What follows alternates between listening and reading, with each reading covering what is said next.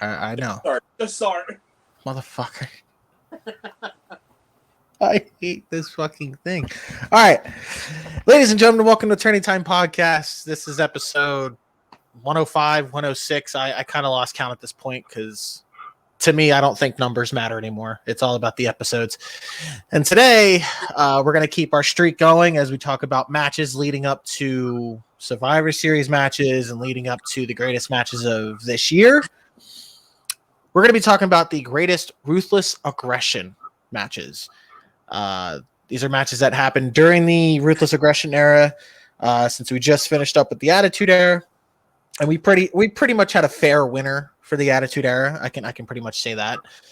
But Ruthless Aggression, I said this in the last episode. I feel like this was a better era in terms of match quality, in terms of stories being told. I feel like it was more wrestling driven in this era than the Attitude Era, if that makes sense, you know? So, we broke down 64 of the best. We got some replacements, but they were reasonable replacements. So we'll get to it.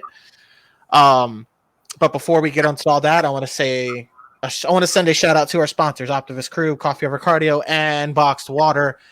I want to thank them for always staying loyal and staying, sponsored to our podcast, even though we haven't put out much material as of late, but we're trying. Like I said, we have lives. Be sure to follow them on Facebook, Instagram, and X. Check them out. Also, check out Wrestling in Mom's Basement on YouTube. They put out some content, I'm pretty sure, every week. Yeah. Mm-hmm. Yeah. So be sure to subscribe to them. Check them out. They put out some pretty good content. I enjoy it for the most part. Except for if you go back, I don't enjoy my stuff. So don't go back. Pat knows what I'm talking about. Fuck you. So be sure to check them out. Follow them on Instagram and X. Also check out Jason Rowland on IWTV. He just did a show last night. So if he sounds off. Yeah, my voice is a little bit off, everybody, today. Just bear with me. And if he sounds like if he sounds like a Walking Dead zombie, just bear with him. It's from going ham last night at a show. So check him out on IWTV. You can blame Matt Mikowski and Low Life Louie. Oh, name dropping. Here we go. So yes, check him out. Follow him on Instagram and X. Don't stalk him on Facebook. We've already clarified this. Just don't do that. You don't have to do that. And no. Yeah, no. Let's not do that. So yes, we're gonna get into the Ruthless Aggression era, which is my favorite era. Obviously, I mean, I've talked about it multiple times, and surprisingly, there have been there's no duplicate matches. There's no repeats. There's no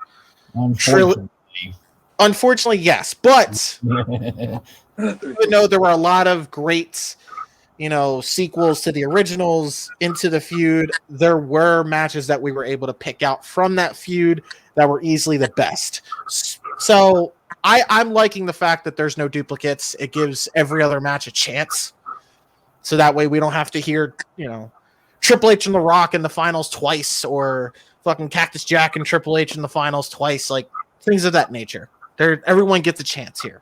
Everyone gets a piece of the pie. There's definitely a broader scale when it comes to the pool of matches that could have been picked for this. Yeah. Ones. Yes. So there's going to be a lot of snubs. I'm sure the listeners will comment about, and all that. It's just there's reasons for it. There's reasons for it. You could have made two full brackets with the amount of matches that were available. I mean, if that were the case, we'd be here forever. But yes, we made some good arguments as to why the matches were replaced. But don't be upset if your favorite match or one of your favorite matches is not on this list. It's understandable due to the other insane matches we have on this list. Now, to clarify, the Ruthless Aggression era did start right after the Attitude Era, which was May 6th, 2002, up until the Great American Bash 2008. So the Y2J HBK No Mercy match does not count for the Ruthless Aggression era. That is the PG era. And any other match that was right after Great American Bash in 2008 also does not count. So this is from the time frame of when the WWF switched to being the WWE, all the way up until up until right after Great American Bash, which was the last pay-per-view under TV 14. Yes, they started to slow down on the TV 14 aspect because of what happened in 07. We could talk about it, we cannot, but we all know what incident we're referring to here. They started to slow down on the chair shots. They started to slow down on the blood. Yeah, the blood, the more adult aspect of professional wrestling, and actually focused it on making it safe and more watchable for kids instead of, the fans we have today who want blood, who want death matches, who want hardcore matches, things of that nature. So right. It's more of a family-friendly product now. So, well, not now. PG era, yes, but now it's better. It's a clear balanced version. Exactly. Like there's stuff you could say, but there's limits they can't get to. So Hey man, I see 5-year-old kids in deathmatch shows. Okay, it's like, deal with it. Well, that's why they're not liked. You don't want to see a 5-year-old fucking bleeding his heart out. Okay. So let's get right into it. He hates when I pick him first, but he's going first anyway. Joe, you're going to kick us off.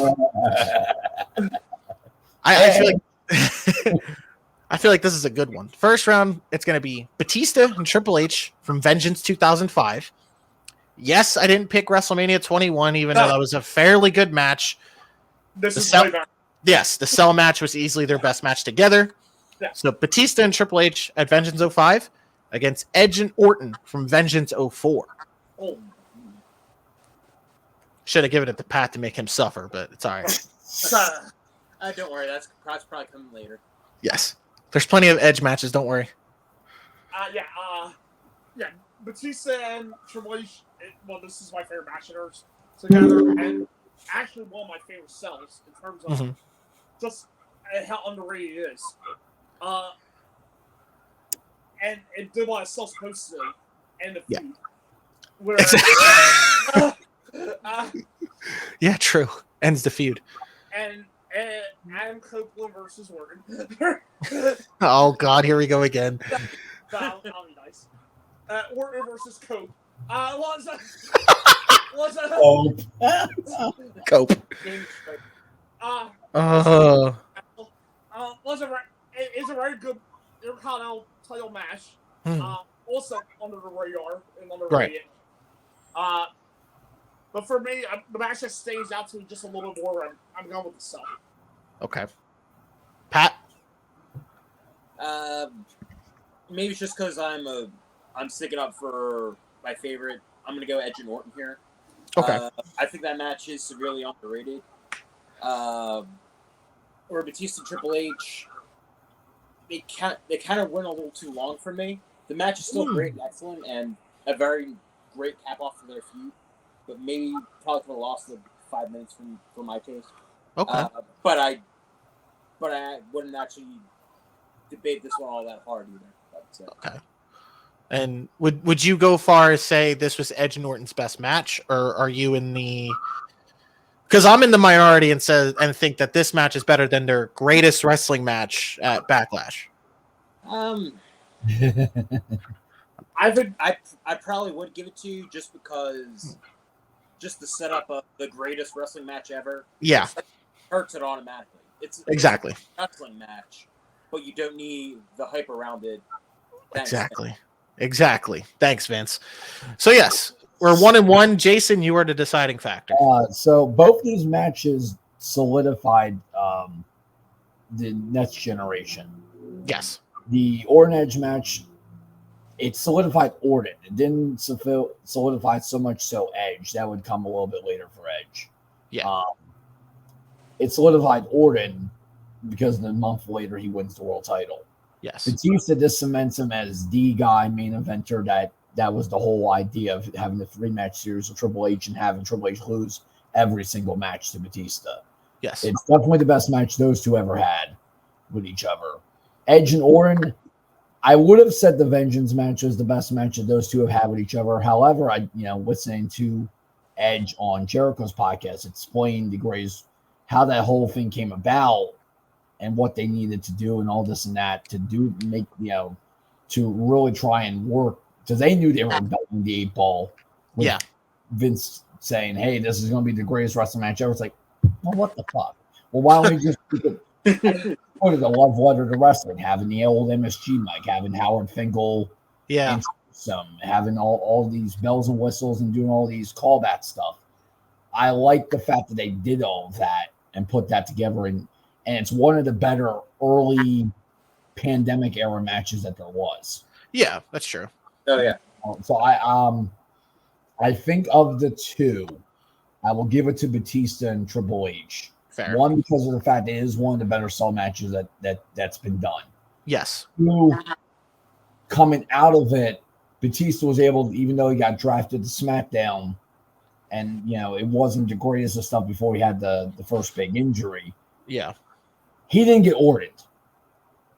Because That's true. That's true. That's the vocabulary term that has been created for Randy Orton specifically. Because coming out of that, yes, he wins the world title, but And then got completely buried. Yeah, I know. fully buried a month later by Triple H. And I like Triple H, but that was a complete and utter motherfucking burial that he did. But whereas Triple H knew Batista was the guy, he knew, okay, this is your guy. Let's do it. Like, because remember, Randy Orton was supposed to be the guy to face Triple H at 21. yeah, Until Batista started cooking, that they're like, all right, we need to revert course, and it needs to be Batista. yeah, because the crowd really started to pick up on Batista like towards the Rumble, and they're like, okay. You go back and watch that New Year's Revolution show, and the reaction he gets in the entrance, that was right there. That exhibit A of, yep, we're going with Batista. That was Puerto Rico, wasn't it? Yes, that was that. They were really hot for Batista. So yeah, insanely.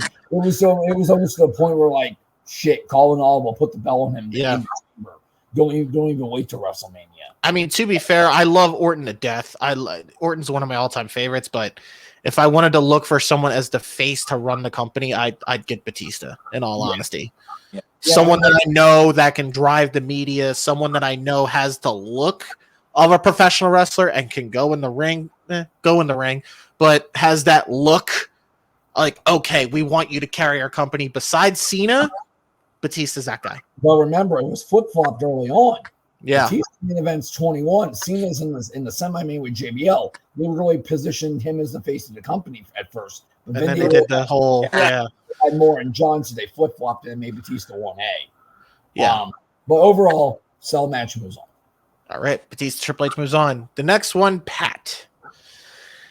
These are going to be very tough because, like I said, this was a very good, well-oriented wrestling era in terms of the Attitude Era where it was easier for you guys to pick.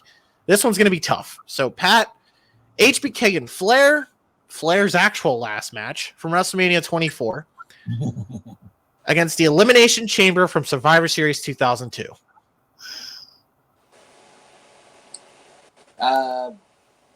I know. Yeah. I'm going to go with Flair and HBK because I always do go back and forth with the Hell in a Cell. But I've always loved that that Elimination Chamber. But that moment between HBK and Flair at 24, that retirement, it was a hell of a send-off that I don't think Flair should have ever tried to top. Numerous times after that. He had a great last smash last year. He always had a heart attack. If you count dying like 3 times within the match, yeah, that sure. was his word, by the way, that he always had a heart attack in the match. Yeah, and the man literally said he was dehydrated throughout the whole fucking match. Don't worry. It's going to be Sting versus Ric Flair at Revolution. I hope not. I really hope not. It won't be. Nah, I'm joking. What is this, TNA all over again? I'll pass. I'll go with HBK and Flair. Okay, HBK Flair. Jason. I'm going HBK and Flair as well. All right. The Elimination Chamber is very good. It's very good once we get down to 3 and then 2. Yes. There's a lot of issues in the early part of that chamber. I mean, I feel like the best part about that chamber was that everything was called on the fly. Yes, because Triple H couldn't speak. Yes. His goddamn fucking Rob screws himself, he stabs himself in the foot once again. Not even that. They didn't know the chamber was going to be that small. Yeah. No. Yeah. Like they said it, I think, in the Ruthless Aggression documentary, like that whole show. They Like, didn't realize what this chamber was until they got in there. yeah, and they were like, oh, you know. At first, they thought Bischoff was crazy or Vince was crazy when they created it, and then I found out that this was written out on a napkin by Triple H. Yeah, that's, So this was technically Triple H's creation. yeah. It was Bischoff's gimmick. Yeah, Triple H's creation. Yeah, but they didn't know how it was going to look when they got there, and they were like, "Fuck, how are we supposed to move around in this?" And then Triple H gets his fucking throat kicked out, like literally smashed within the match. And my voice still sounds better than Triple H's. Yeah, and like, but it did look good even when they called it on the fly. Like Jericho was calling spots. HBK took the reins toward the end. Like I think he was the one that said, "Let's go home," hence the super kick spot. Yeah, like, well, remember the wrong pod opened at one point. Yeah. Jesus. I mean, I'd rather take that chamber over the 03 chamber. But yeah. Well, yeah. It's not just the Goldberg show. Where fucking Goldberg just buried everybody in 5 minutes. Fuck Goldberg. But nothing's going to top the Michaels and Flair match, and even forget the moment itself. It's actually a very good match. It really is. Sean literally breaks his ribs for it. I know, and like I said, I'm still considering that his last match. Like I understand he wanted it. He wanted his last match last year because knowing Flair, he wanted to go out on top. He wanted to go out winning his last match.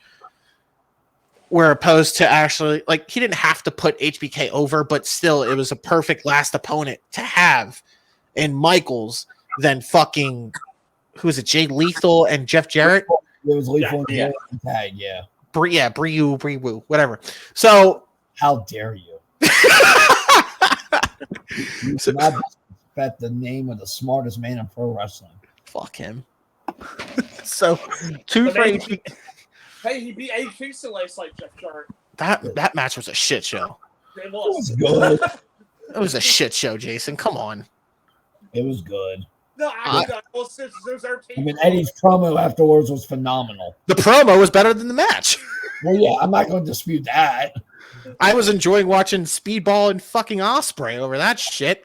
Yes, definitely everybody go watch that match back.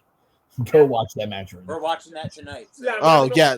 I'm going to tell you right now, I'm going to put it up there. Bound for Glory, I think, might be a show of the year contender. Yeah. Might be. Because I might have to make some adjustments to the nominees. I think Bound for Glory might make its way in there. And the fact that, what they did at the end and how universally positive the response has been Yes. to it, like, It was very good. Very good. As of a half hour ago before we started recording, TNA Wrestling was still trending on Twitter. Yes. Like, Yes. so that just goes to tell you, like, it's the right and it's very fascinating, that report. The report was, and I didn't even notice, they were going to do that one reunion show right before the pandemic when that WrestleMania weekend. Mm-hmm. The idea coming out of that was to do a quote unquote brand split. Oh. And have TNA brand and the Impact brand, and have two separate shows. I feel like that would. I feel like that wouldn't work out though. Then after That was according to Insider. Yeah, but I feel like that wouldn't work. It Because probably wouldn't have 3 years ago for sure. no. It wouldn't have worked then. Maybe now if they start signing back old guys or signing new guys that just got released, maybe. Yeah. But I give it time. That hard to kill show in January is going to be very interesting. Yes, we're gonna be eating good, so it's okay. So there we go. But Joe, you're going HBK Flair? yeah. Okay. Yep. Clean sweep. Oh man, that's gonna piss people off because some people like the Elimination Chamber match. I'm just saying. Oh, Oh well. The next one. Yeah, you're right. That's true. The next one, we have a pair of Raw matches. Jason, Okay. Cena and HBK, the 1 hour long match on Raw, which Yes, HBK and Cena from 23 is not in this list because I preferred the Raw match over their Mania match. To be fair, everybody, honestly. So yes, this match on Raw against HBK and Shelton Benjamin from Raw of May 2005. It's Cena and Michaels. HBK and Benjamin is a very good match, but it's all about the super kick, and quite frankly, it's super kick Shelton Benjamin out of the upper mid card. Oh. It pretty much super kicked him out of the upper mid card until the gold standard. Right.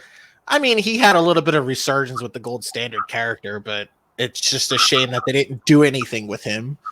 And it's all because he couldn't talk. And that's the thing. Like, if he actually can cut a promo, I feel like Shelton would have been a world champ. I still think it to this day. Well, he apparently, from a lot of reports about Benjamin, he has Malenko syndrome. He is very funny when the red light's not on. Got it. The light on, he frees up. So he's good in the ring, just can't really talk on the mic, pretty much. Yeah. Okay. But it's a reason. But he has the charisma and personality. It's just he freezes up. Yeah. Damn. Fucking Shelton. It sucks. It sucks. I mean, who knows? He'll probably thrive and maybe he'll go to TNA. Who knows? I think he would be a good addition. He would definitely be a good signing for TNA for sure. Yeah. He'd be a smart pickup for AEW. He'd be a veteran. Yes, somewhere down the bottom of the card. They can help the younger guys. Yeah, exactly. Like coach. I feel like he would be a good helping hand in bringing the. No. Oh. I'm going to say AEW, but in a different role. Like a backstage role? No. Well, besides that, he would fit in nicely, I feel, because you don't think of him automatically with the BCC, because he has that shoot style. Yes. Yep. Makes sense. And he could be the lower end of that group, so like Pat said, he could be in a prominent role on the lower end. Like I feel like Shelton could be like the silent killer type thing. Right, because you got Moxley with the brawl and Brian with the technical, Will Yuta with the young boys, Cesaro with the powerhouse, with the strength and the power. Shelton has that shooter type. Yes. Okay, he's not going to get the base push of the group, which he shouldn't at this point. No. But you got Brian Moxley and Koyo, and you're trying to do something with Wheeler. But just bringing him in as a wrestler, he's not going to be on TV every week. No. Also, the BCC, he'll be on both shows every week just about. He could be like that silent killer type, but also float in the background with the BCC in terms of, okay, I'm going to be right there. Helping guide Wheeler Yuta in the process. And he calls him Brock. He's the only guy to beat Brock Lesnar in college. Oh yeah. Yeah. There's another thing I would consider Shelton for in AEW. Have him be a coach / manager for Daniel Garcia. And that's a good one too. Yeah. That's a good one. Have Garcia break away finally from that group. That's what they told him to for sure. And he's breaking away from 2.0 now. Yeah, of course. Jericho Appreciation Society. Well, it's the leftovers. The AS, the Appreciation Society. Jericho's gone. Okay. According to Anna J, she has a fat ass. That's her gimmick. Not telling any lies. So. That's her heel gimmick. Whatever. And then you got fucking Daddy Magic who makes his nipples hard, but it's all right. That's because of Anna JJ. I love Daddy Magic. I don't care. I don't know. Garcia is obviously the entertaining out of the group, in my opinion. He's really gotten over with that dance. Yeah, for sure. It got to a point where the crowd started chanting at him being a pro wrestler, and now they're chanting at him do the dance. That's when you know. He is the modern day Alex Wright. Oh, okay. Alex Wright was a very good wrestler. He was. I wouldn't think of that comparison though. He is the modern day, because what was the thing that got Alex Wright over? The dance. The dance. Yeah, you're right. Okay, fair enough. So, is everybody in agreement with Cena HBK? Okay. Yeah. The next one I feel like should be relatively easy. Joe, JBL, and Eddie from Judgment Day 04. I did have Great American Bash 04, but Jason made a good reason to have Judgment Day 04 in the mix because the bloodbath, obviously. Yeah. Judgment Day 04 against HBK and Hogan from SummerSlam 05.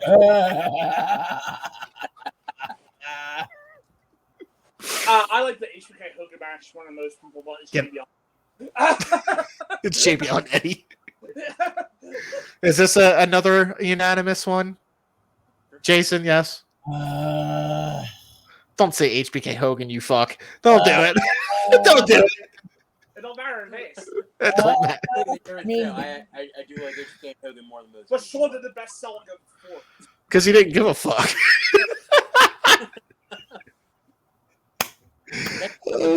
It was an okay match, but then Sean just overselling it just It's what helps it. Look, it's so bad that it's absolutely amazing. And then he just immediately just buries it the next night on that promo.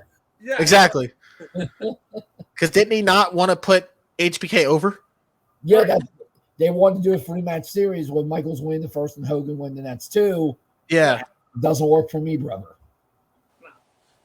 But Doesn't work for me, brother. Yeah, JBL and Eddie, because that first match really helps JBL, and it really helps Eddie as a babyface, even though they take the belt from him a month later because unfortunately he got blamed for SmackDown's really bad house show numbers when it really falls like that show had just gotten so damn depleted. Yeah, post WrestleMania, and he took it really, and he took it really, really hard. it sucks though because I feel like Eddie would have really had a good length of a title run. But at the same time, he did help create JBL. Like, he did help Bradshaw become JBL and helped his character, through that whole feud, which, I mean, hey, you dropped the title, but you did something good in the process by creating a star out of JBL who carried SmackDown throughout, for a whole year. Yeah. A year and a half. Yeah. Which was phenomenal. So, JBL and Eddie will advance. The next one, Pat. How are you doing? Edge. Matt and Cope from Unforgiven 05 I know. It's against Cope and Foley from WrestleMania 22. I do like Matt and Edge here, but I think Edge and Foley is one of the best matches, not only for Cope's career, but it's also another example of how Mick Foley just made just about everybody he wrestled. Yes. It was again Matt in the cage. It is a nice cap off to that feud. Mm-hmm. That Matt ends up getting moved to SmackDown and gets buried there. Right. Or he went to Tonka. Oh God. Well, I should say he just stays in the mid card. Yeah. He didn't really get buried. He just stayed in the mid card. But Just stayed there, yeah. Compared to popularity, he did get buried, but I think Edge and Foley is the way better match. Okay, Jason. It's Edge and Foley. It's a match that made Edge. Matt and Edge. It was just to give Matt Hardy one win in that feud. That was just totally done. Just hey, we fooled you into coming back when you probably shouldn't have. Never came back at that point. It was a case where they used personal business as a feud. Yeah. And Like, they go to Matt back into taking a contract and buried him for the next year and a half. So it's just like, yeah, Matt looks stupid. Because if you think about it, his next good feud after that was like MVP. Right. Yeah, it wasn't for 2 years. Yeah. Which made MVP into like a star. So yeah, it's like Matt Hardy should have stayed on the independents and probably would have been one of those people along with 3D that showed up on that very first episode of Impact on Spike. Yeah, I feel like if Matt actually stayed on the independents and took care of himself and was worried about or actually got injured less, because I know injuries really affected his career.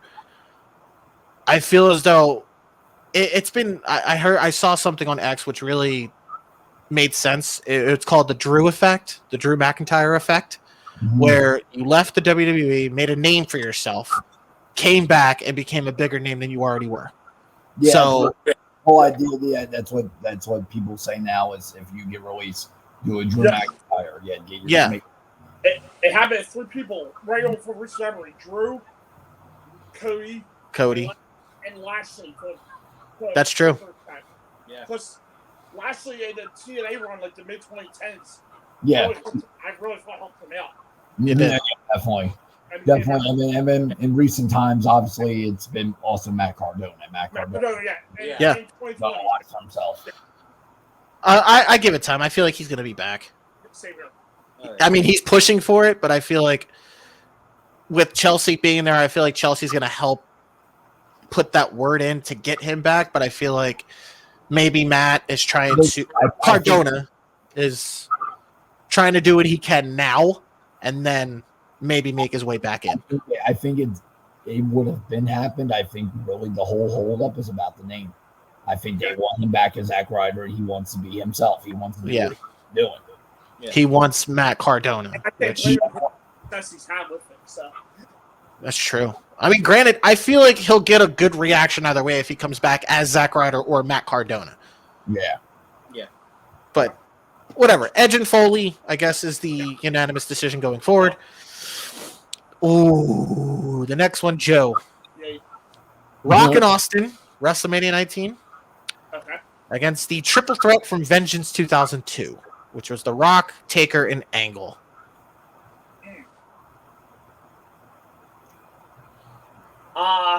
And most of these matches are going to be from 2002, which was arguably like the greatest year in wrestling. I won the worst years in wrestling. Just because of the fact there's only one company, Ring of Honor is just starting, and Impact just started. Yeah. Well, let me rephrase that. Arguably, WWE's greatest year was 2002.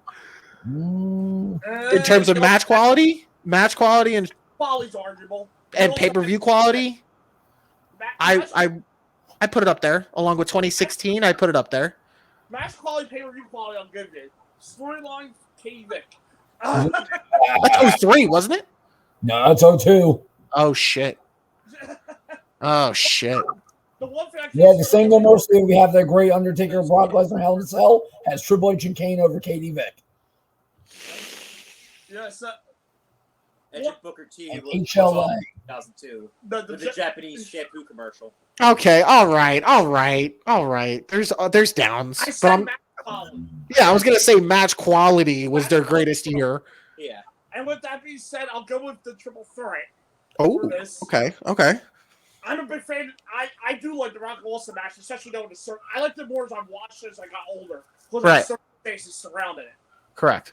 Like back then, it was probably my least favorite match of the trilogy of WrestleMania, the 3. Yeah. But I liked it a little bit more now than the Philly one, the WrestleMania 15 match. Yes. I actually like it a lot more, actually. But I don't like it as much as I do the 17 match. No. But no one everything that also went for the night before. Let's say the triple threat with Rock, Taker, and Angle is one of the best triple threats to me. In Yes. WWE history. Probably right behind like Benoit, Shawn, and Triple H and all that. Yes. So I'll go with the triple threat, but it's really close. Okay. Fair. Pat? I think I have to go with the triple threat as well. Okay. Fair enough. Triple threat to me has always been really underrated and not nearly talked about enough. Exactly. I do like the Austin Rock match, but it does come down to more one-sided things. The moments are great, and I understand what Austin went through the night before. Mm-hmm. But most of the match was about Rock beating him up until Austin came back with a couple stunners. But you could tell the whole match was The Rock, though. Like, yeah, it was pretty much a perfect send-off for Austin. But at the same time, it was like, well, not a send-off, but it was like his last match. Yeah, and you could just tell the more focus was on The Rock finally getting his win back from Stone Cold. He was meant to be decisive because they were setting him up for Goldberg the next month. Exactly. Like for him to put over Goldberg. So, right. Yeah. And Goldberg needed that one big, they needed that one big name to help put over Goldberg.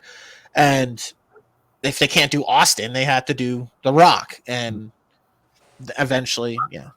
Yeah.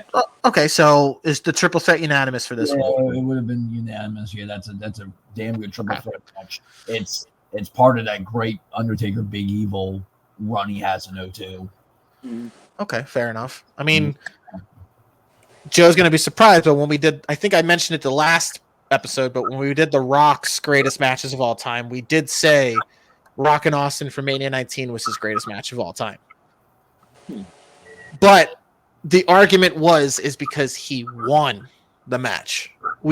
I argued for Austin Rock from 17, but it's because Rock didn't win. And the bracket was all about The Rock, hence why that was his greatest match.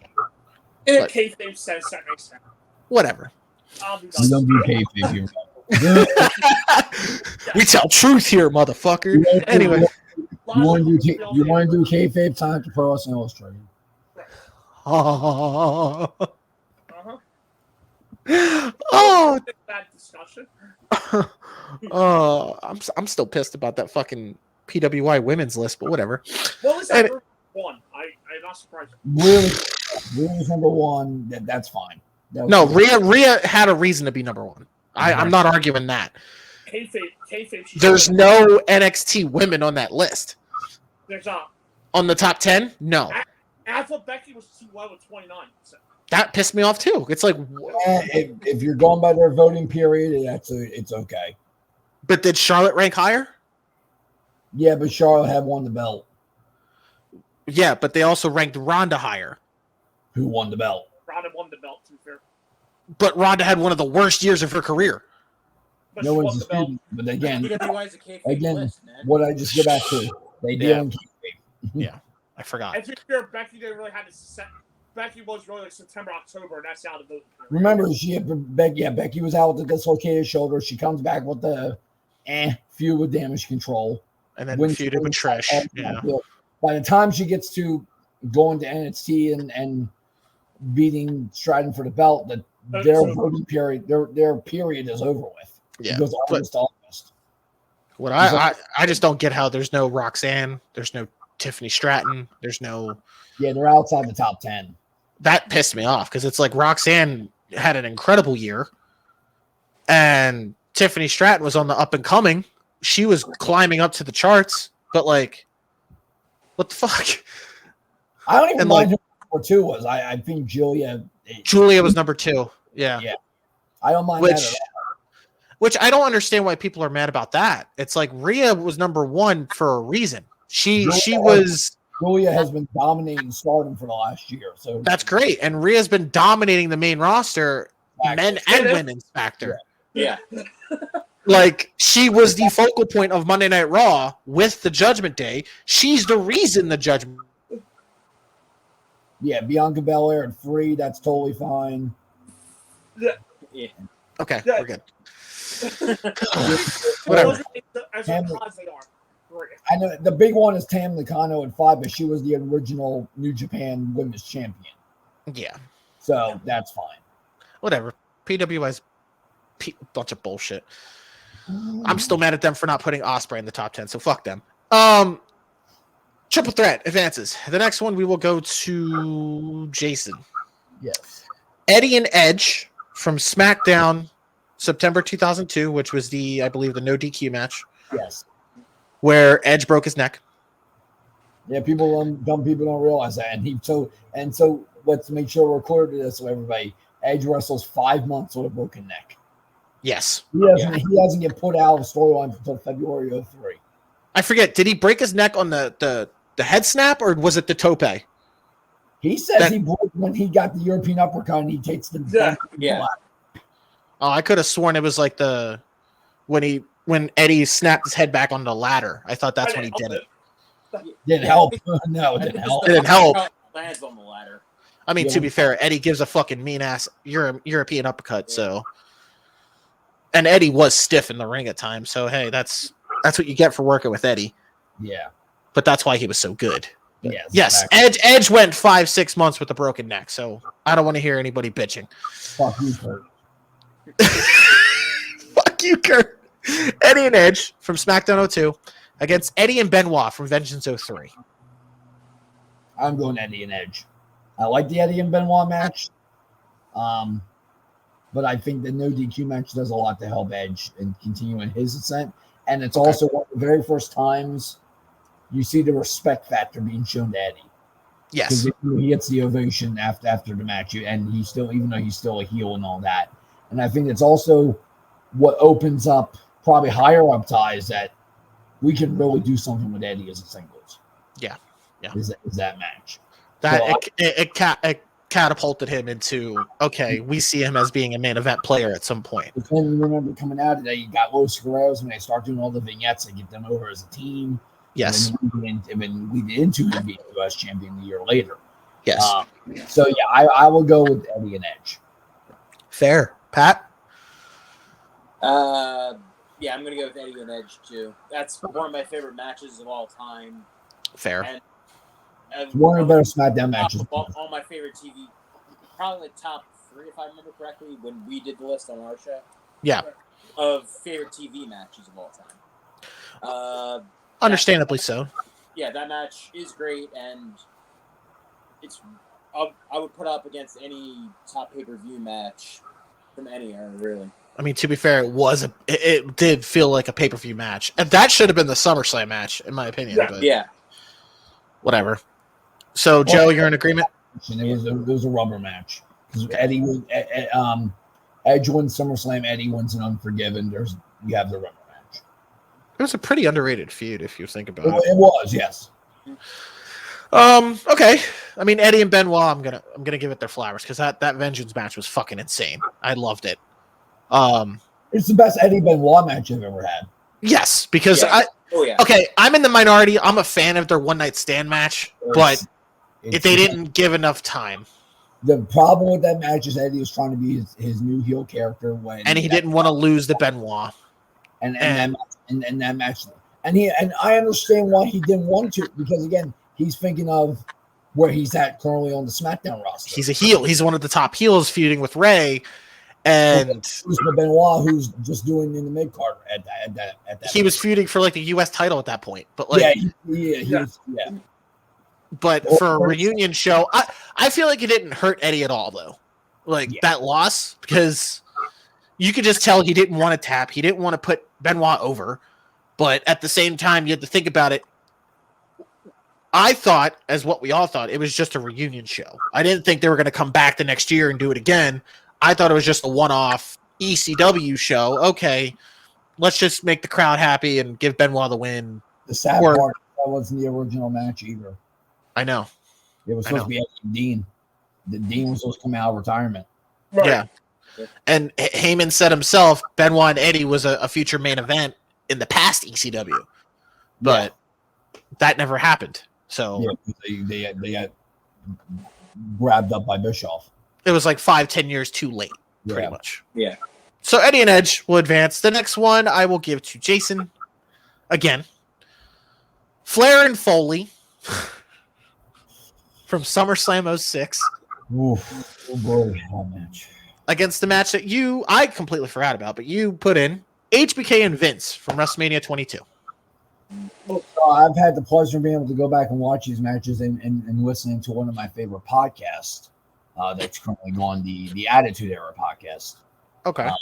They're right now looking at, they go by different seasons. So right now they're doing the DX reunion in 2 parts. Oh shit! Yeah. Right now they're in SummerSlam, and that was the most recent episode was the SummerSlam one. And looking at that Flair and Foley, it's a brutal ass match. Jesus, it is a brutal ass match.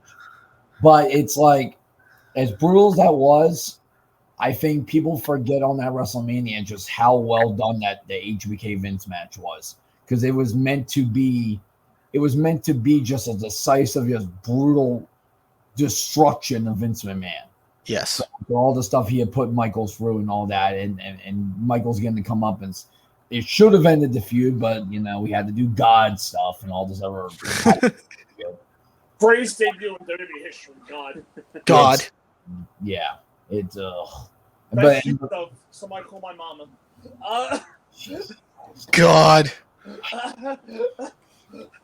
Vince trying to make freaking water into wine, and trying to cure Candice Michelle's chest cold and fucking.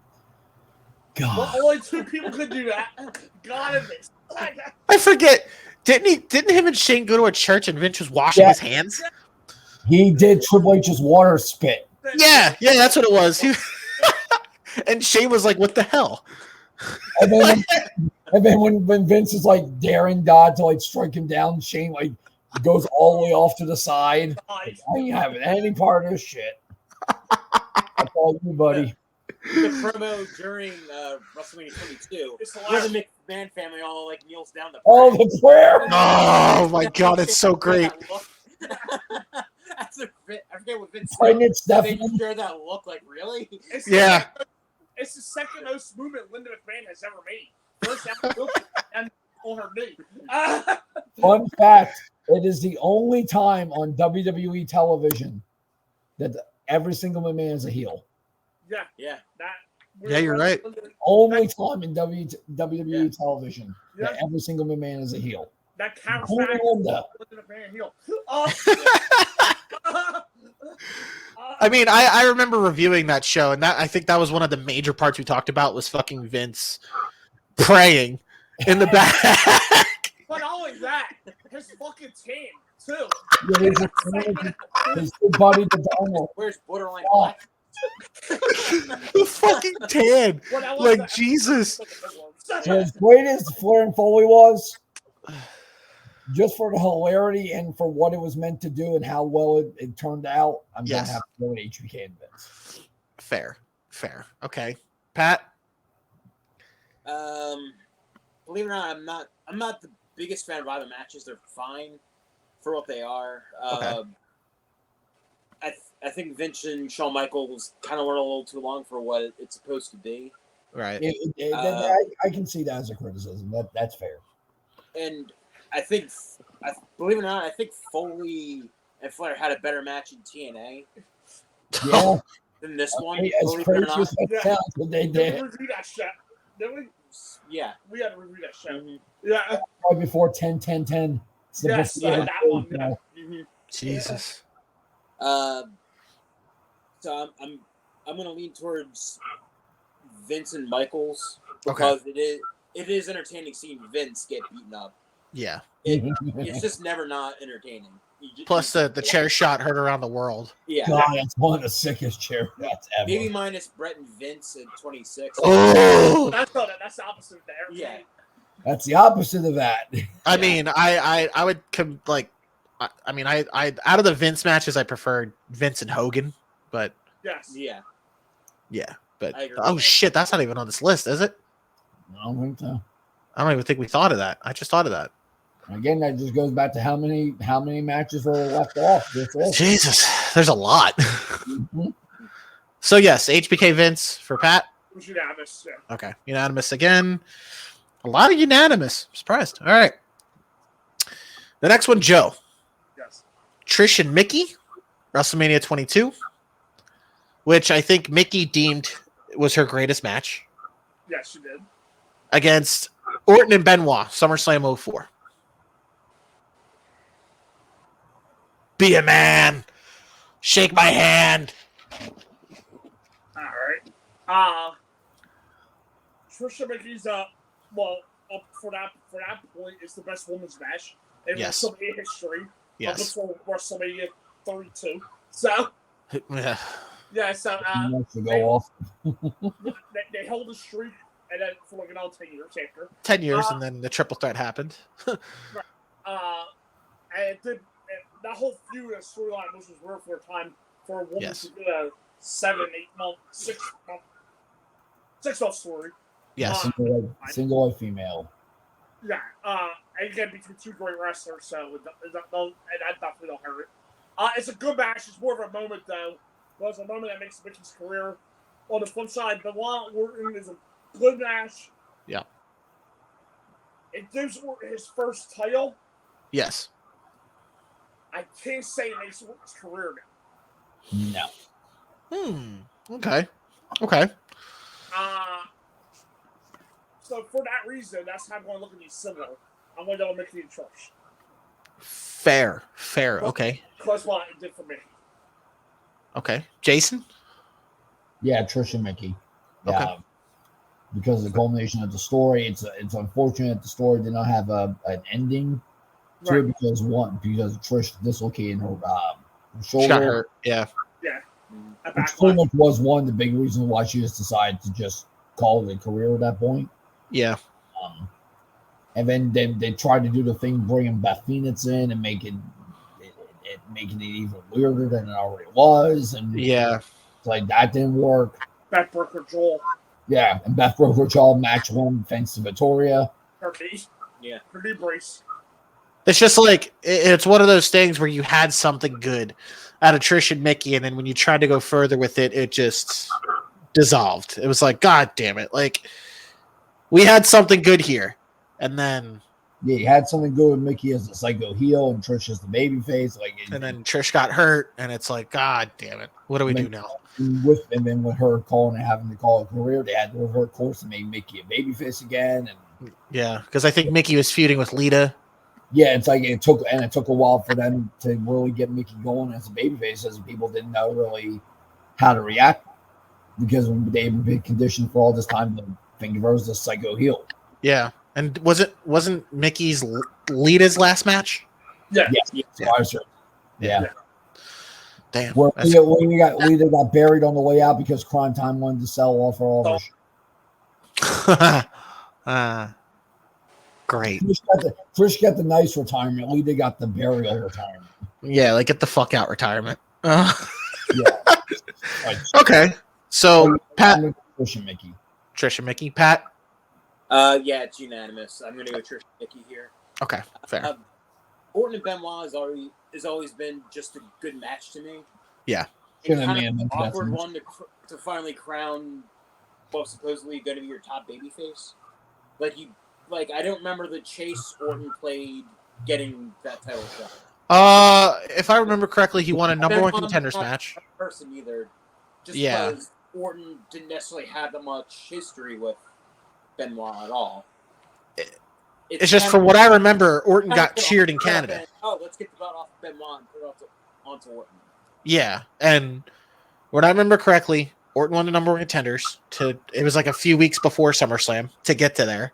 And then what made it big was that Orton got cheered in Canada, in Benoit's hometown. Yeah, that was the SummerSlam. That was Bizarro World with the. That was a big one because Benoit got booed and Orton got cheered. That night, Edge got booed that night. Got booed. Edge got booed. Eugene got booed. Freaking Benoit got booed. They all got booed. It was weird, and it was like, okay.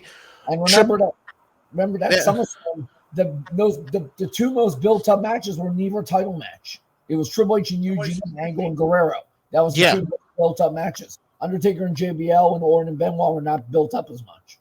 And the thing is, the two people that got the most pops were Triple H and Orton. Yeah. And it's insane. And like, I think Jericho got booed that night too, right? I think that's the first. Yeah. It wasn't different. Remember, people forget he was in that three-way. Yeah, it was Jericho, Edge, and Batista, wasn't it? Yeah. Oh, I remember we reviewed that show. That shit was. It's the greatest dodgeball match ever. I remember reviewing it, and we completely shit on Cena Booker T that night. It's not a good match. No, the whole best of time is garbage. I'm sorry, Booker's doing all he can to just not let Cena look good. It was so bad. Okay, so look good. Do not ask Booker T to help you because that will not. But yes, I remember Benoit getting booed out the building, and Orton. That's when I think it switched to babyface Orton, and they were like, okay, Orton's this guy, but then I think outside of Triple H completely burying him, it was also Orton's backstage backstage antics that didn't help him, and it was like, all right, Paul, get the belt off this guy. We don't, he needs to wait. But I feel like Pat's right in a sense, like they literally just gave the title to Benoit, gave him like a 3-month reign with it, and just had him drop it to Orton, which Just remember, Benoit was not the most important thing on Raw the entire time he's champion. It wasn't. My goals. Just remember, he has that bad blood feud with Kane. That's the feud with Triple H at the Vengeance pay-per-view the month later is all about Eugene. Yeah, exactly. So it's like Benoit's playing second, third fiddle the entire reign. Like you don't actually make him the guy. Not to mention that Bad Blood show when Benoit was facing Kane, it was all focused on HBK and Triple H. Yeah. And I think what was it? Well, Benoit was twice because they had to do the La Resistance match too in the beginning of the show with him and Edge for the tag titles. Yeah. That's how his single brand pay-per-views were at the time. Okay. So Trish and Mickey will advance. The next one, Pat. Taker and Hardy from Raw, July 2002, which was the ladder match, against Angle and Taker from No Way Out 2006. Ooh. This one's going to be a stumper. But actually, believe it or not, the first time I actually seen the Angle Taker match was like last year. Believe it or not. Oh, really? I wasn't watching that. I wasn't watching at that point, and I just didn't catch up onto it. I didn't even see that pay-per-view until like last year. Yeah, this match was fucking phenomenal. It was. And I think that's the one I'm going to have to go with, too. Okay. That match is excellent. Both matches are truly excellent. Yes. The ladder match with Hardy does a phenomenal job at building up Hardy and making him look like the lovable underdog, and Taker shows him respect afterwards. It's a great, and probably near the top of my favorite TV matches. Plus one of the greatest calls from JR. Yeah. Okay. But I think Angle and Taker's just too strong of a match. That was an awesome match. I mean, to be fair, that should have been a Mania match right there. Yeah. God. I was just going to say Mark Henry should have been a No Way Out match. Yes. You could have made Orton the champion with Ray, and Ray and Orton had their own feud. And, and Angle and Taker be the Mania match. Should have faced Mark Henry. Yeah. Because I feel like that would have been perfect. If that was a Mania match, I feel like that would have been up there in terms of HBK Taker. Oh, yeah. But you had it have a fucking B-level pay-per-view, but whatever. So Pat goes Angle Taker. Jason? I'm going to go Angle and Taker as well. It's the last great Kurt Angle match in WWE, and yes, I'm counting the second run also. Yes. Big fan of Baron. Yeah. Jeff Hardy should have, this should have been the match that made Jeff Hardy, but he fucked it all up. He's out of the company less than a year later. Yeah, that's true. Like literally 4 months. We're not even 4 months out removed from that match, and he has the infamous Survivor Series moment where he misses his cue, and Rico's having to stand there on the fucking ropes for a goddamn minute, yelling, "Jeff, where are you?" Because he's so fucking drugged out of his gourd. Like, what the fuck? Like, because you can tell that was their way of trying to make Jeff Hardy into like being that big young singles guy, and he just fucks it all up. Yeah, exactly. It's like, so I have to disqualify that match literally because of that. Even though the match itself, as a match, it's very good, and yet again another great match in that great Undertaker Big Evil run that he had. But yeah, Undertaker Kurt Angle is fantastic, phenomenal. I always differ between if I like that match or one of their two SmackDown matches from 02 or 03 is the best match that those two had ever had with each other. Yeah. Because I love their 4th of July match and I love their 03 match on SmackDown.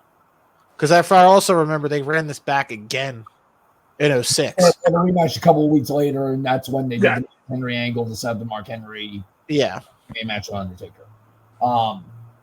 But yeah, I love the hell out of that match. It's so great.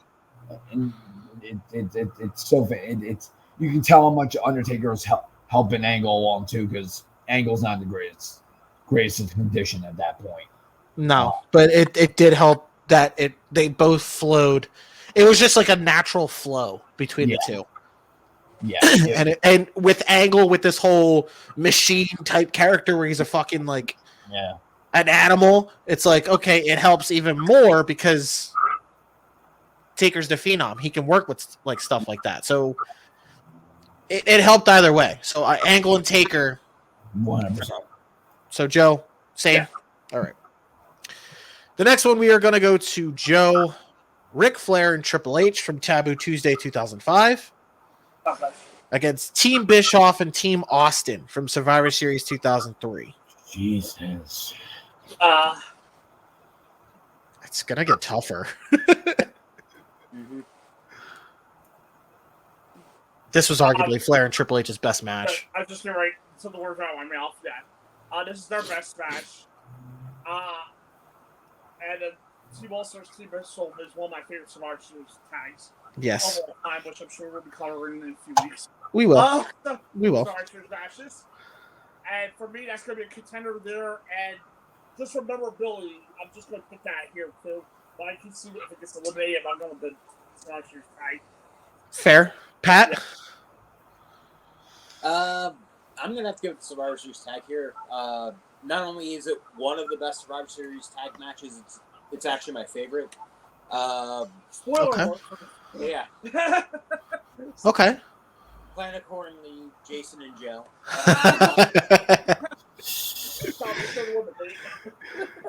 Jason heard that's your favorite? Okay, watch this. Bet. And when I say maybe not necessarily the best match at Survivor Series, but my Survivor Series tag, I'll say. Okay. But there's a couple Survivor Series matches that do come to mind that I do love. You're talking about matches in general. Matches in general, not just yeah. tags. Yeah.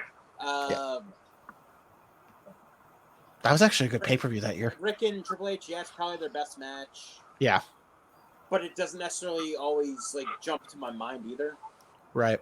As one of my top matches for either guy. Okay. Yeah, I'm Fair. gonna have to put the Survivor Series tag here. Fair. Jason? I would have actually gone Flair and Triple H here. Really? Because I think it's one of Flair's. I think even more so than the retirement match. I think it's Flair's best match in his second run with WWE. It's one of Triple H's better matches. You know, in that time frame of his that he has before, you know, like 02, 03 to like 07 ish. It's a weird thing that people still forget that match is for the Intercontinental title because it was Yes. They never said anything about it. It was just the title is so beneath Hunter, you know, like that we can't comment on the fact that it's for the Intercontinental title, but whatever.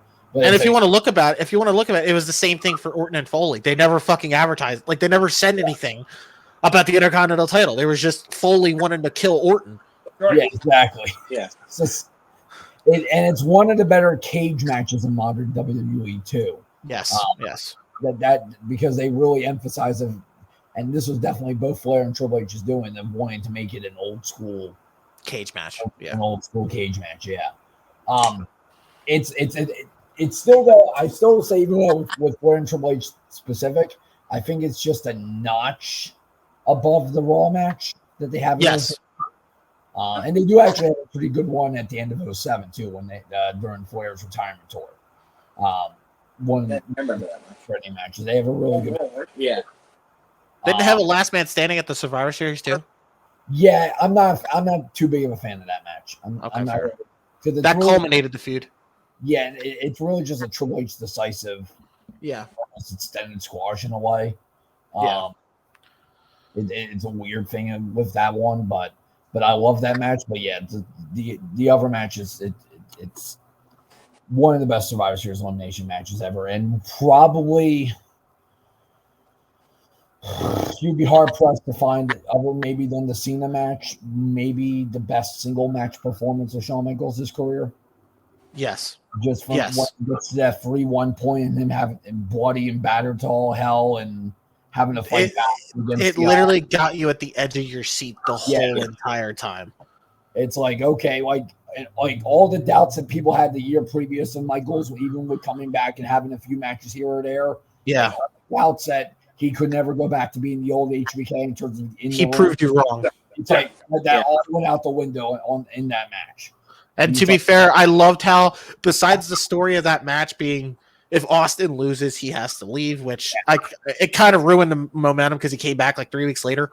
But like Austin, I'm not going to count the sheriff runs like that. Yeah, it's like, but Austin, the whole story was, could Austin trust Sean? Yeah, so like for the whole deal is he's all about DTA. For the first time, he has to actually trust somebody. Could he trust Sean? And he put all his faith in Sean, and it's like, it was so good.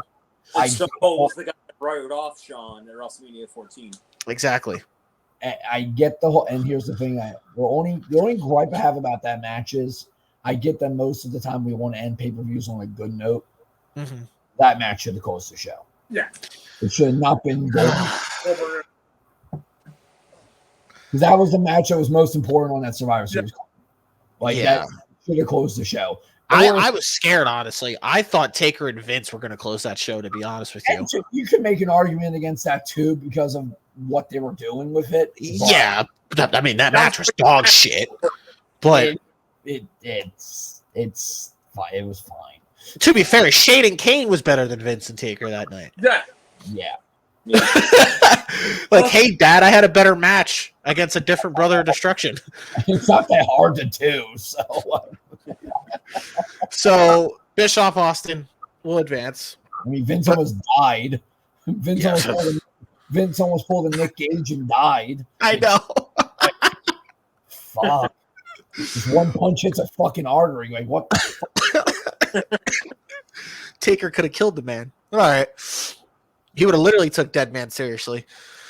So Bischoff Austin advances. The next one, speaking of Survivor Series.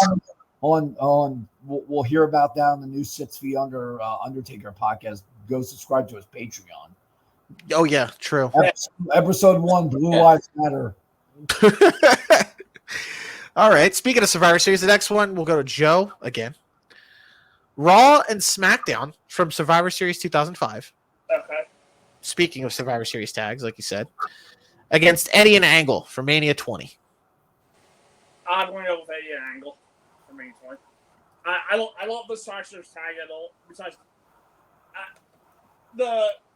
that's one that also helps make it in the Survivor Series matches. Yes. Let's see, survive 3 years in a row as the sole survivor. The 12 one, the 04 one against Evolution, and then and then 05 again, and 05 against he pinned HBK, didn't he? Yes, in 05, yes. He pinned him in 03 and then 05. That's great. Yeah, because 05 it was Michaels trying to make another 3-1 comeback, and he almost lost it and loses. Right.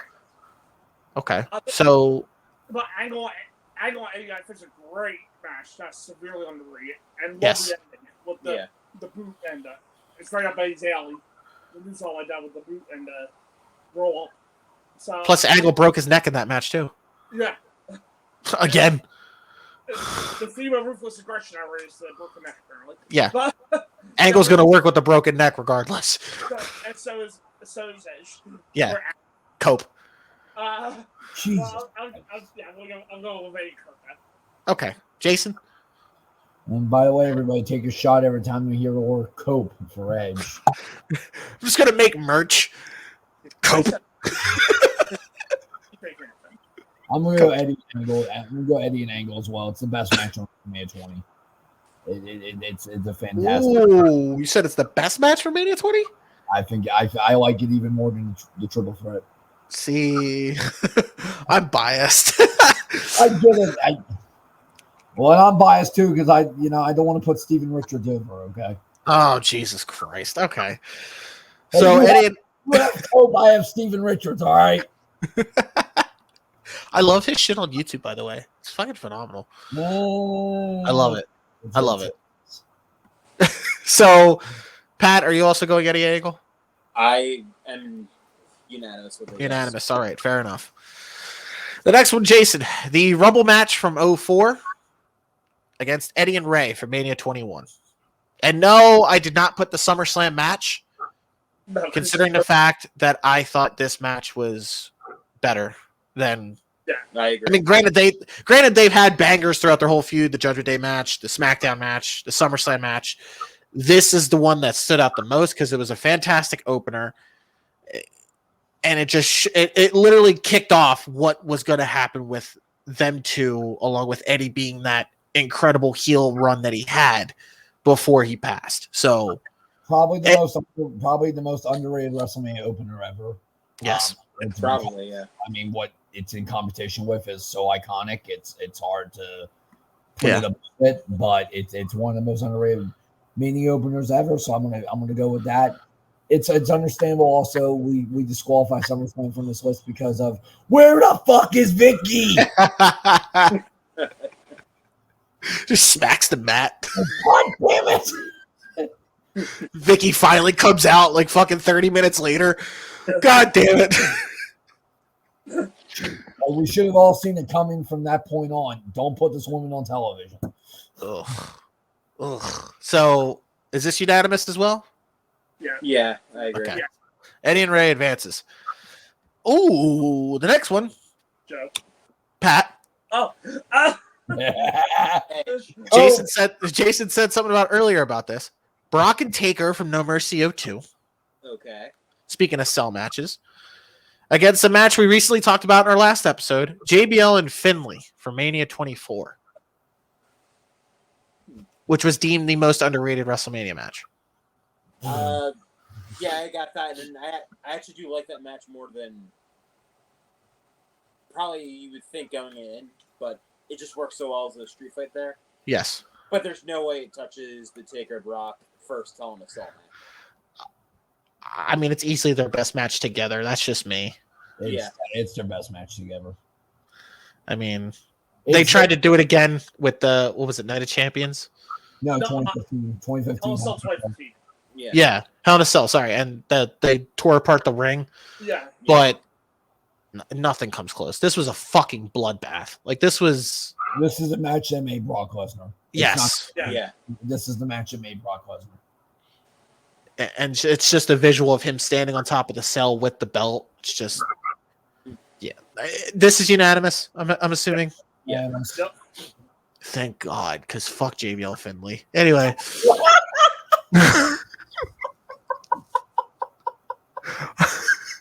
I'm just saying, man. Fucking tired of it. The next one.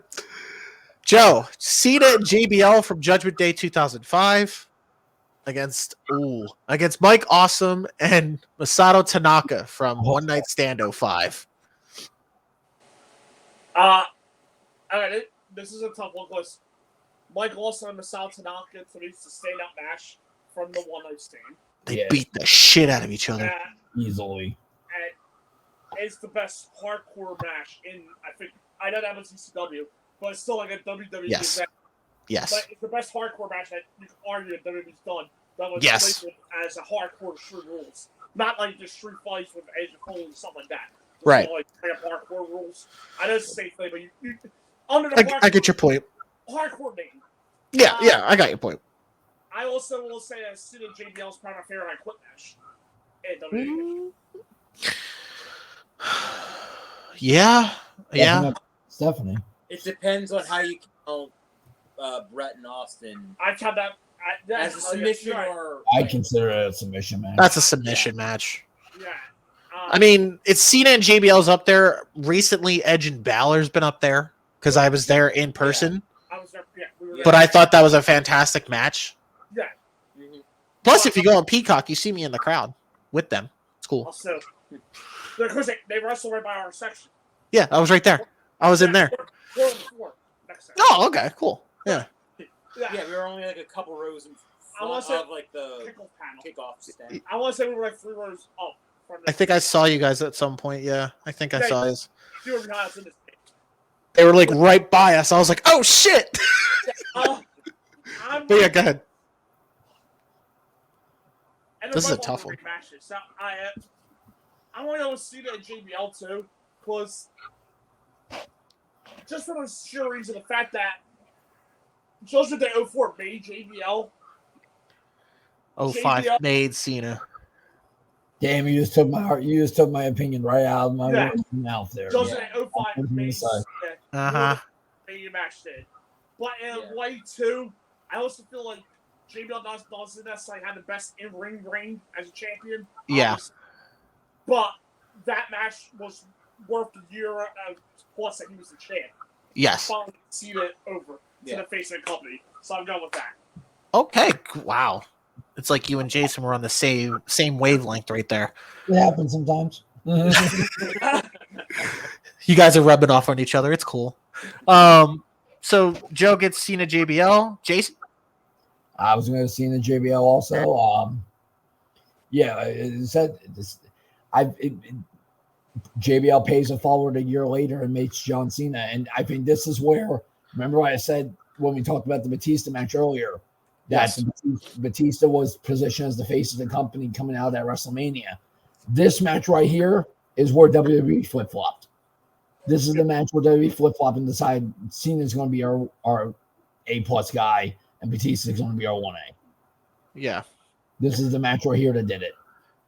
Yeah. This is the match that decided, okay, we're going to draft John Cena to Raw coming out of this show. He's going to be the star of Raw instead of Batista. Yes. Okay. Fair enough. I mean, it was a smart move, by the way, because obviously it's John Cena. He's the biggest star of the company. I mean, arguably without a doubt. So yeah, it's a fantastic match. It's probably the best. It's probably. I was gonna say, watch out there. It's not the best Cena match. No, I was going to go say maybe the best JBL match. Yeah, I go. Oh yeah. I'd put that up there along with maybe Eddie. Yeah, and Finley. Yeah, I was gonna say Eddie too, but yeah, you're right. Can't forget old Finley. Yeah. Although I do find his Mania match with Benoit very underrated. It's a very underrated match, yes. And a cage match on SmackDown too. Very underrated. But yeah, I would say Cena is his best match at Judgment Day. Mm-hmm. Although they did have a good one, I think in 2009. Yeah, Royal Rumble is pretty decent. Yeah, that was pretty good. Yeah, pretty decent. Yeah. Yeah, that was. Yeah. But that was like sooner or later, JBL was already on his way out the door because of his back. And yeah. Okay, fair enough. So is this unanimous? It is unanimous that JBL and Cena goes on. It's also unanimous that me, Joe, and Jason all share the same opinion that a match that built Cena up. Yeah, fair enough. What am I thinking of talking about? Oh, this is the match that first got Cena over. They moved him over to Raw after this, and it's the first match that Cena looked like a star and just looked unbelievable. He covered in blood and all that stuff. Yeah, that it was the same opinion all the way around. I forgot. Didn't Cena mention himself? He fucking passed out that night because of the amount of blood loss. Yeah, because he tried to equal Eddie with the yeah. It's like don't do that. I think he might have been worse than Eddie, to be honest with you. Yeah, he might have been, yeah. Like with Eddie and JBL, you get the visual of the ring just covered in blood, but then Cena, his whole body was just red. Yeah. Like what the fuck, dude? You bladed too fucking hard. Like Jesus, God damn Christ. Hey, whatever. So, moral of the story is this is what happens when we have very good discussion about matches on a podcast instead of, oh, I like this match because this person won. Jason said it, not me. Well, it's true. It's true. I mean, I'm not gonna shit on Awesome and Tanaka though. It's one of my favorite matches. Oh no. It's a match that makes that one night stand as memorable as it is. Although I'm in the minority, I love that fucking main event. I love that main event. I mean, I feel like Awesome and Tanaka should have main evented after watching that. Because, I get why they did Dreamer and Sandman against the Dudleys. Obviously, because of the entrance. But, at the same time, god damn, dude. They beat the piss out of each other. And I get it, they feuded in the past, but that was arguably probably their best work together. Because they beat the absolute piss out of each other. I mean, they did an FMW match. It was fucking insane. FMW match. Oh. I remember watching it as a kid. I was like, god damn, I cringed at the chair shots as a kid. And I cringed, but I thought it was awesome. But then watching it back now, and it's like, god damn, this is fucking beautiful. I I cringe at one line on commentary from Joey Styles. Oh, He's so upset at Mike Austin. He said he should hang himself, and guess what? 2 years later, he does. oh. Good job, Joey. Yeah, but I don't think he meant for it to go that way. I mean, that's no. manifestation for you, but still, it's like wrong choice of words. Anyway, Cena JBL advances. The next one, Jason, is a pair of Brock matches. Okay. Well, Chris Benoit and Brock Lesnar from SmackDown, December 2003. Yeah. Which was very highly praised. Against Brock and Rock, SummerSlam 2002. 2 matches from old Bork Laser.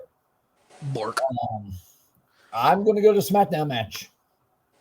SmackDown Fair. match with Benoit and Lesnar. Fair. Because I am not that much of a fan of the SummerSlam match with Brock and Rock. You are very one of the few I that are not fans of it. I think it's just because it's the 2 guys. Yeah. I think it's more praise than it actually should. Okay. I'm not saying it's an awful match. I'm not saying it's awful. I just don't think it should get as much praise as it does. I think it's kind of an overrated match. I love the Lesnar Benoit match. It is the good. Benoit does a great job of getting over Lesnar's bully heel character that he was doing at the end of 03 and into 04. Right. And I believe it's the debut of the Block Lock. Yeah, but then I was also the night. Did Lesnar lose that match, or he won? No, he won. You won that one. That was after Survivors, or was that the build? Yeah, that was the build. That was the build coming out. Survivor Series was Lesnar lost in the elimination match. And he tapped the Benoit, right? Yeah. Yeah, and then Benoit and Cena had a fight. Yeah. Coming out of a battle royal where they were both eliminated they both went out at the same time. Fair. Okay, yeah, you're right. Benoit earned the title shot and then Brock beat him with the Brock Lock, and that's how we debuted the Brock Lock. Yeah. Okay, fair enough. And if you think about it, I think Benoit was one of 2 people to ever make Lesnar tap. Yes. Yeah. Which was Benoit and Angle. Which also, if you think about it, is the same as Cena. Yeah. Right. Benoit and Angle made Cena tap. Yeah. Which is a weird thing to me because it's like nobody else fucking tapped. Like Cena should have tapped the Bryan, in my opinion. I still think it to this day, but that's just me. So you're going Benoit Brock? Yes. Okay. Joe? Brock and Rock for me is a good match that WWE overhypes, I think, a little bit. Yes. Yeah. And it's Brock and Rock. And on documentaries, it's the first time that Rock is getting a mixed reaction again. Which is not true. Right, but WrestleMania. But we'll go with it according to WWE history. Yeah. Fuck their history. With that being said, I'll even argue this. Rock did help Brock out, but going back to the Taker match earlier, that's when Brock was made. Yes. Brock in the main feud with Benoit, I feel like in 03, helped make Benoit a credible main eventer for WrestleMania 20. Yeah, no, I think that definitely starts Benoit's ascension to the title. Yeah. So for that reason, I didn't have great matches on SmackDown, so I'm going with Brock and Benoit. Fair. Pat? Unanimous. All right, fair. Say no more. I'm not even going to say... See if you've noticed, I haven't said, are you in agreement, Pat? I've just been saying unanimous. Yeah, last week Pat was not unanimous. Nope. I'm just going to go unanimous? Okay, Pat, you just go. Okay. Anthony, you have learned your lesson. I am very proud I agree a lot with you guys in the Attitude Era. And so far, so good in terms of having... Even if my opinion aligns with Ant gets frustrated because I don't agree with you guys. We learned that. And also, so far, so good in terms of having no ridiculously bad, decent versus decent matches when there's other good matches that could have moved on. We haven't had an Edgeland Storm situation yet, okay? So we're good.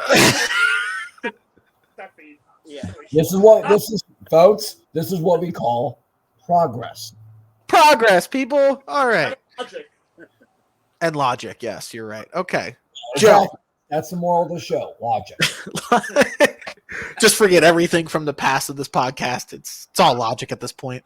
Just That's gonna be all. This guy won because of his theme. just okay, maybe not all logic, but most logic.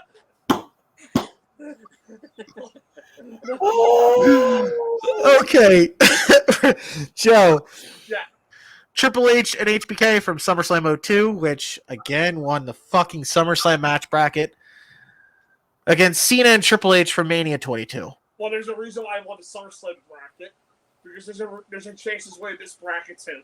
And Triple H is Shawn Michaels for SummerSlam. Just start playing the SummerSlam 2002 theme song. We just did all that too. Yeah. I will fight. Yeah. Fucking Christ. Like, this is the thing. This is the thing, because it's been a reoccurring thing on this podcast. If it's not this match winning a bracket, it's something along the lines of Stone Cold winning a bracket. Out of those two fucking things, this podcast is cursed. Because I can't get them to lose. I can't. Well, It's bullshit. No offense to Cena and Triple H is a good match, but I'm not putting it over Triple H and Shawn Michaels. No, you're fair. It's true. I mean, yeah. If you had Trish and Stephanie here, I will put that. Oh, for fuck's sake! or Edge and Lance Storm. Yes. God. Now this is where we could have had the Raw Triple H Michaels match. We could have had Armageddon. We could have had Bad Blood. Bad Blood. Could have the Rumble. We gotta continue to have SummerSlam. So guess what? It was their best match together. I mean, yeah. You can't. Nope. No complaints. It's their best match together. I mean, if it wasn't this match, I was going to put the Rumble match, but yeah. I like the Rumble match a little bit more than the Rumble match. With the draw, yeah. Yeah, I like that 0-3 finish. I mean, 0-3 match. I mean. Yeah. But, okay. Is this another one that's unanimous? For me, Okay. Move along. Move along. Pat. Okay, cool. A pair of copes. God. I just said it once. He's running with it. I'm running with it. Money in the Bank match for Mania 21 against Edge and Taker for Mania 24. For me, I'm going to go Edge and Taker here. It's probably on my short list for best Mania main events of all time. That's fair. Top 5, maybe. Yeah, it's an incredible match that actually, believe it or not, kicks off a feud with Yes. Yes. It's their very first singles match together, and goes on to have numerous good matches that probably could. Well, one really good match that probably could have been on this list just because the other one just outside the time frame. Yeah. But yeah. Taker and Edge is one of my favorite Mania main events, and that particular Money in the Bank is not necessarily my favorite Money in the Bank at Mania. Right. It's a very good Money in the Bank and very good next start to it, but it's not necessarily my favorite. I still have like little pinpoints about that match. Like I get Edge won, and it kickstarted his main event career, but at the same time, I feel as though I was rooting for two people at that time. I thought Benoit was going to take it. But at the same time, I thought the person who created the match, Jericho, was going to win. Considering it, but then it was considering the fact that Jericho was already like on his way out the door. So at the same time, I feel like Jericho should have won that. Just how as I thought Jericho should have won, what was it, 2016?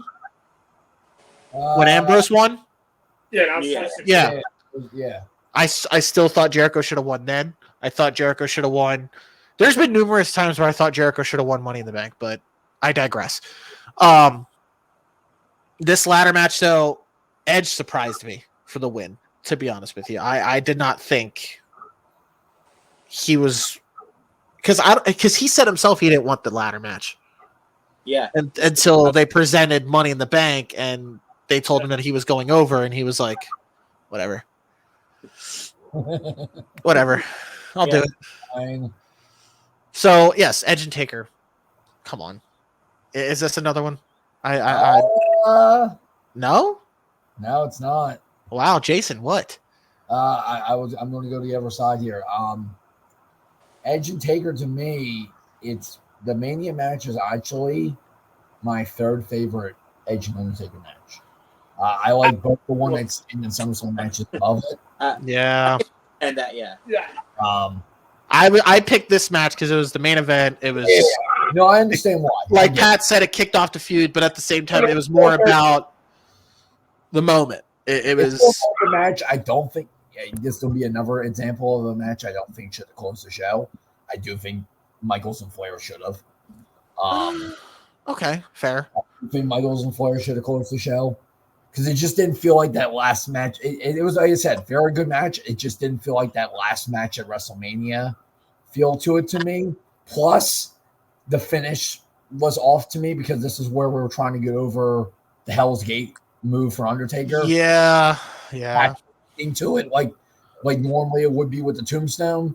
So I know it's grasping at straws. It's very nitpicking, but that's where I'm at with that. Whereas the Money in the Bank match, yes, it's not one of the better, not a great, amazing Money in the Bank match, but they had to have a really good match to set off the concept, and they did. And so for to me, it's in one of those historical impact situations with me. Why I'm moving the Money in the Bank match further. So Joe, it's a dead tie. You are the deciding factor. Calm down, AJ. Cope was moving on regardless. As a Taker, I love and is very underrated. So. Yes. Like their whole feud is.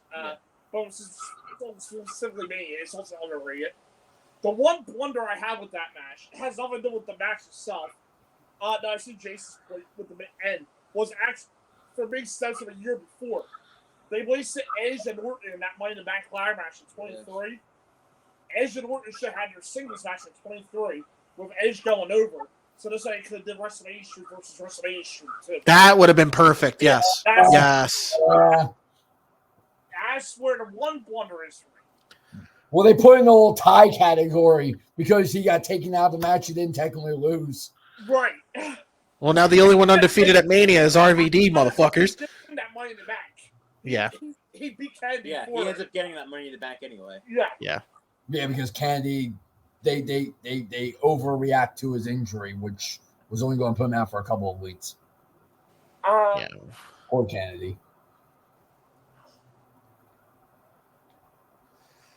I'm going with the Money in the Bank just because that did kickstart Edge's main event run. I think Foley saw by him, but I know Edge didn't want the briefcase, but at the same time, the whole Ray arc didn't work with him in the briefcase. Yeah. So I'm barely go with the Money in the Bank. Okay, fair enough. So Money in the Bank will advance on this one. The next one, Joe, we have HBK and Y2J from WrestleMania 19. Okay. Against TLC 4 from Raw, October 2002. HBK Jericho. I mean, Is this a question? No, yeah, that moves on. Yeah. Okay. I just added TLC 4 because it made Kane look strong doing it by himself. I like that more than 3. I like TLC 4 more than TLC 3. Okay. I like that more. I like that match more. I think it's a more fun, entertaining match. I mean, TLC 4 was just a way to pop a rating. Yeah. Well, yeah, of course. Well, it's all to be fair. It was the debut of Roll Roulette. Yes. It was. That was the best thing of the Katie Vick era. Oh, Jesus. Yeah. Christ, man. And it also has that stigma. Yeah. But Michaels and Jericho is an amazing match. However, it's not their best match. Obviously, No Mercy 08 is their best match, but this is incredible. Yeah. And the fact that Jericho broke it down, like they literally had this match done in like 10 minutes. Like, okay, you do this, I do this. Okay, cool. Like, okay. Now you forget me. Now you forget me an easy one. After I had the daggers and those stare at me. But it's like with Jericho, it's just And also it's look so at the funny. because you're in the conversation. It felt like And those you're daggers. not on video, so I have to look at you over here. I can see myself. I'm sorry, I'm looking off at the distance. So HBK Y2J will advance. The video's right there, but Pat. We have the tag match from No Mercy 2002, Okay. that's also is. which was, I'm gonna go off an old person's favorite, star rating here. This was actually one of WWE's rare 5-star matches. So yes, Kurt Benoit, Edge and Ray. Yes. Yeah. The tag match from No Mercy 2002 against the Fatal 4-Way from Backlash 2007. There you go. Edge is back. I might have daggers. Goes on.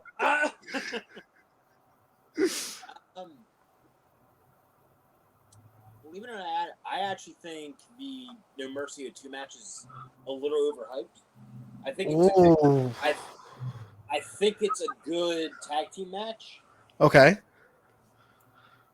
and maybe even touching great, but I don't necessarily see it as a 5-star tag team match. Okay.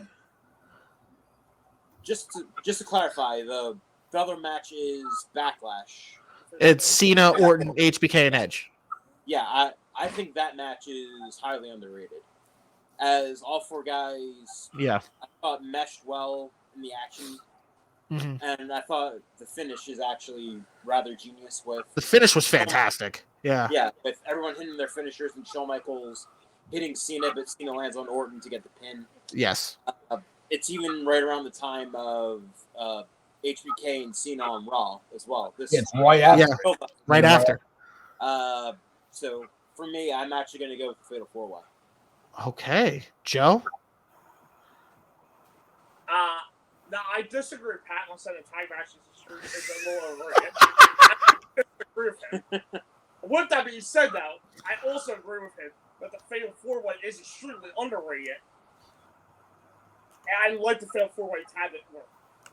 Okay, so you guys are going for the 4-way. As well. Okay. But I actually didn't expect that. I didn't expect it either. I completely disagree with overrated. That just Okay. deserves a slap in the face. But, One of these days, Joe's just gonna fucking slap. I saw you stare at him, he didn't see that one and coming. he gets all shook. See, Joe, now you're gonna get daggers this whole fucking show because you Yeah. like. But I say I don't think a match is as good as everyone says it is, and I'm gonna get slapped. So But yeah, You're getting crucified, Pat. yeah, there's your pay Israel. On that particular match. But I also So- feel forward to it. 2 for the 4-way, Jason. Yeah, I'm gonna be unanimous on the 4-way. I think it gets the underrated thing because of That's Cena right. Michaels in London. Yeah, Because- that's right. It gets overshadowed. And Orton is supposed to be on that show. It gets bumped off because they go the hour with Cena and Michaels. So Yeah. you don't have that really good build going into the show because 2 of the people aren't on the go home. Yeah.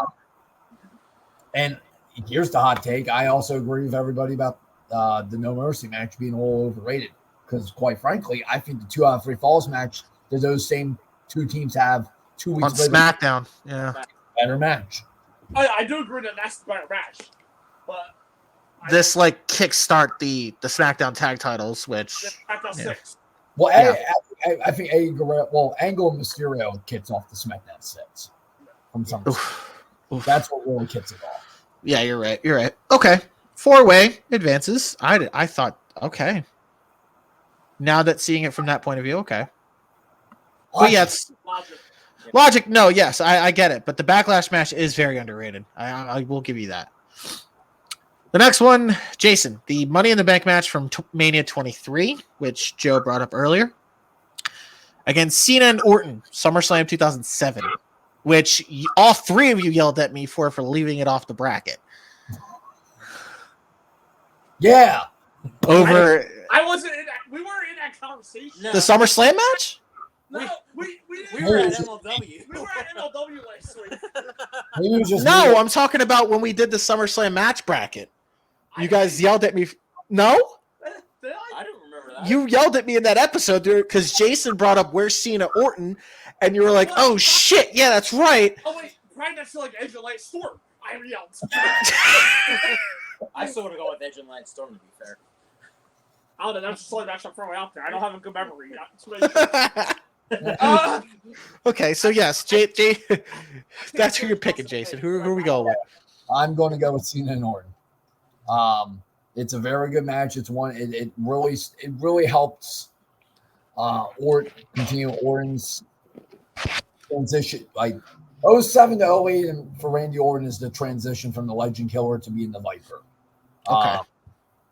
We're not full on Viper until he punts him into man. Because the Viper constitutes the crazy Randy that we got in 2009. Fair. But and this is another notch on one of the best modern reigns for the WWE title that there's been with Cena from 06 to 07. Because that is just another notch added on Cena's belt. I love that match. It's a very good main event. Just it's very well done. Okay. Cena and Orton. One for Cena Orton. Joe? I don't remember yelling at you, but I do agree. The Wrestling 23 had a lot of star power in it, but that's my favorite Money in the Bank match. Yeah. It's what I remember from the Jeff and Edge spot. Jeff and Edge and Kennedy and And Hornswoggle. Kenny and Hornswoggle. Yeah. With the three-man plunge and Kenny win. Yeah. I'll go see that Orton too. Okay. Is this unanimous? Yep. Okay. I don't remember yelling. God damn it, Joe. Go on. You were waiting for that too. He's so Yeah. But fair. Hey man, they're coming off of MLW watching, Ricky Shane and Manders beat the shit out of each other. Yeah. Yeah. Fair. Okay. Cena Orton advances. I'm surprised because, other people would have been hype and said the Money in the Bank advances because Kennedy hates midgets. So, Wait, that means, next. wait, hold on. Anthony, is that because Kennedy hates them? I can't talk. I'm only 5'2". Moving on. Okay. Cena Orton advances. The next one, Pat. Hardy and Nitro from New Year's Revolution 2007. That's the cage match, right? Yeah. Yes. Against Edge and Flair from Raw January 2006. That's TLC, right? Correct. Where Flair was on the start of fuck it, it's my end of the career tour. I'm just gonna do whatever the fuck is. Funk era. Yeah. Yeah. I'm just gonna do what the fuck ever. I really do like both matches. Yeah. I love the ending with Jeff and Nitro with the basement drop kick Yes. through the cage door to crotch Nitro on it. It's a very creative spot and probably the moment that stands out in that match. And that's probably going to lead me towards going for that TLC match because it's a phenomenal TLC match. Yes. There's moments where Flair gets beaten up, but I mean, Ric Flair spending the whole time selling a match isn't necessarily always the worst idea. Yeah. And Edge got to pretty much be the jerk the entire time. Exactly. And this was during his short WWE title run, so Yeah. Yes. fair enough. So you're going to Edge Flair. Yes. Okay. Joe? I'm going to Edge Flair as well. Okay. I think I need to go back to from this podcast. Watch some of Flair's 05 to 08 stuff. That's like the workhorse he was playing out there. And his, Flair? I told you, Flair was just not giving a fuck anymore. Yeah. So the post-evolution Flair. I mean, He's like, this is at the end of my career. I'm just not going to give a fuck anymore. Yeah. Like, I've seen a TLC match relatively recently, but still, yeah. like a point we brought up earlier, Flair and Foley. They were just like, fuck it. I'm just going to die. Let's go. Flair, so while Flair's having fun dying, I'm going to pick him. Edge and Flair. Okay, Jason. Edge and Flair, yeah. I do like the Hardy and Nitro match a lot. Love the finish. Yeah. I think overall as a match, though, I would have probably said that the ladder match might have been a little bit better that they had a couple minutes prior on Raw. Yeah. But Edge and Flair, yeah, really good match. It really does help Edge during that 3-week span that he's champion. Yeah. If they take the rug right out from under him. Yeah, I'm gonna go Edge and Flair. Fair enough. All right. The next one, Joe, we have the Hardys and the World's Greatest Tag Team from One Night Stand 2007. Okay. Well, Shelton Benjamin, Charlie Haas. I didn't know if they were actually called that by then, but still. Fine, well. Yeah. Against Eddie and Brock from No Way Out 2004. Hey, Brock. Is this another one? Unanimous. Yeah. Okay. Granted, the tag match was good, but Yeah. it's Eddie and Brock. Ooh. All right, Jason. Yep. Orton and Foley, Backlash 04. Edge and Angle, Judgment Day 2002. Orton Foley. Is this another? Yeah, okay. Yep. I'm just going to type it out. All right. Like, if I ask it, I know for a fact, like, okay, this just looks easy on the bracket. I'm just going to type it forward. It's okay. The next one, Pat. I love this match. Benoit and Regal from Velocity, July 2005.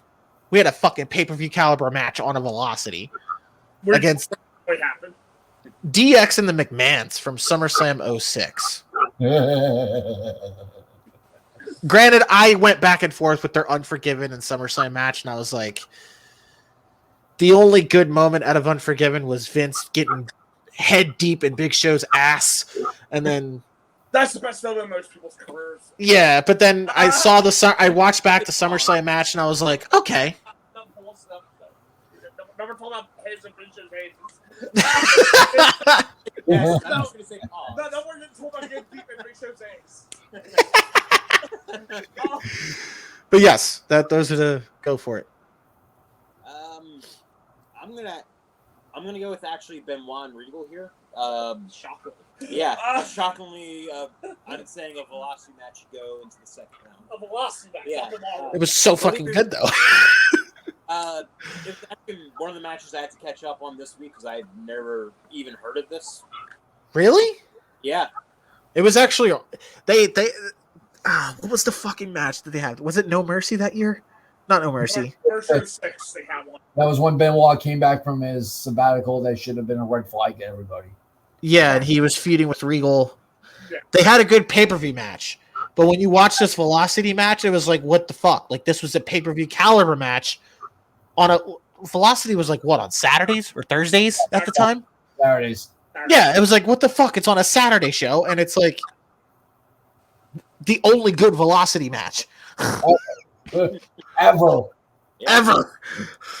Velocity's my favorite show of all time. Eat shit, Joe. Now you're just speaking out your ass. No. So, Joe. It's Give me 4 of the Velocity matches. Yeah. God, no. Right now. I'm just talking about this one. No, my favorite show is fucking Saturday Morning Slam. Are you kidding me? That should be a tournament we do.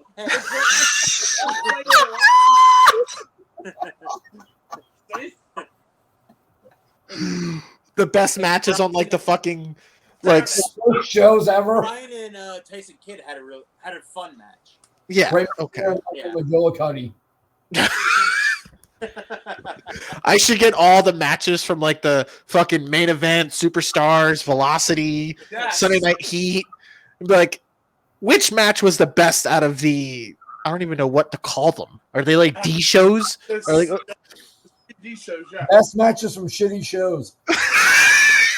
The sad part is on Peacock, they're not even all on Peacock. On the No. event. And I don't blame them. Why would you? Right.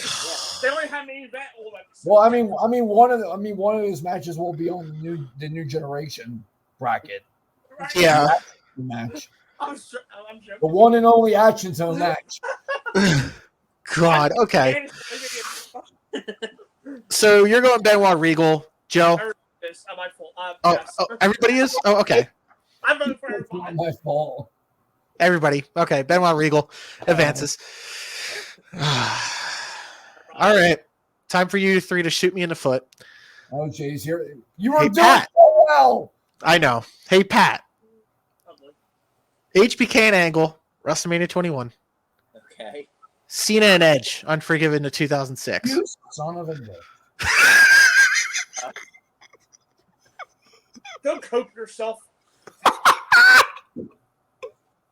I just put the nail in the coffin for Pat there. God. And it's so funny because I loved how Joe said earlier, don't worry, Cena Edge is coming. Here we are. Right, I meant that, and I thought it was going to face like the equivalent of Edge like Storm. Not the equivalent of Shawn Michaels. I love that it might become the equivalent of Edge and Lane Storm. I'm gonna have to go with Shawn Michaels and Angle. Jason. Oh, fuck you. I hate this. Come on. But I think that's my favorite out of the two. Come on. Is this a question? I was actually going to go John Cena and Edge. What? Okay. So 1-1. Yeah. Joe. Hold on, I'm still thinking. See what you did, Anthony? You have to make him think. He's usually quick on the draw, too. Shit. Now, if one of these matches were just Trish and Stephanie, they Oh, my. but they're not. The greatest match of all time, Trish and Stephanie. No, that's what we should watch in the Three arena. women, yes. Take a shot every time Joe mentions Trish and Stephanie. Still better than Mandy and Layla making the women's ring. Second round. Take a shot. There we go. We're drunk already, not even out of the first round. Oh. Jesus. That's a tough one. I know. Probably the toughest out of this whole bracket. Right. Yeah. You know, it should be the finals. It's That's round. Whoo. Damn. Well, sorry, I had both of these matches in like my final 16 at least. So, Yeah. I'll tell you, I think I'm going with Shawn Angle because that's the first one that just came out of my mouth. But I could easily argue that it's Edge Cena though. Yeah. Okay. And I think the reason why I'm going with Shawn Angle is I originally liked the Vengeance match even a little bit better back. Okay. Fair. We just watched Vengeance 05 relatively recently and did a review for it. And I turned my opinion around. I liked the WrestleMania match a little bit better. Mm-hmm. So maybe just because the freshness of it in my head, I'm going with Shawn Angle. But I mean, I fucking hate that I'm the one that gets sucked on it. Pat's going to kill you tonight. No, Pick the Angle and Shawn. I know, but like the fact that the blank screen is going to be daggers right now. yep. Totally. And to you and to Anthony. HBK and Angle. I'm not gonna. You know what? I don't even care at this point because Jason knows everyone's biases at this point, and he uses it to their advantage. It's been said multiple times on this podcast that HBK and Angle is my favorite match of all time. So Yeah, I knew that before the podcast. So yeah, exactly. I've said it multiple times. I fought for it in the Mania bracket. I fought for it in I believe, the greatest matches of the 2000s bracket. I fought tooth and nail for that match. So yeah, HBK and Angle. That did not weigh in my conscience, so don't worry about it. Well, no, I can see the argument being made for Cena and Edge because one, that ended the feud, and two, Right, it could be me.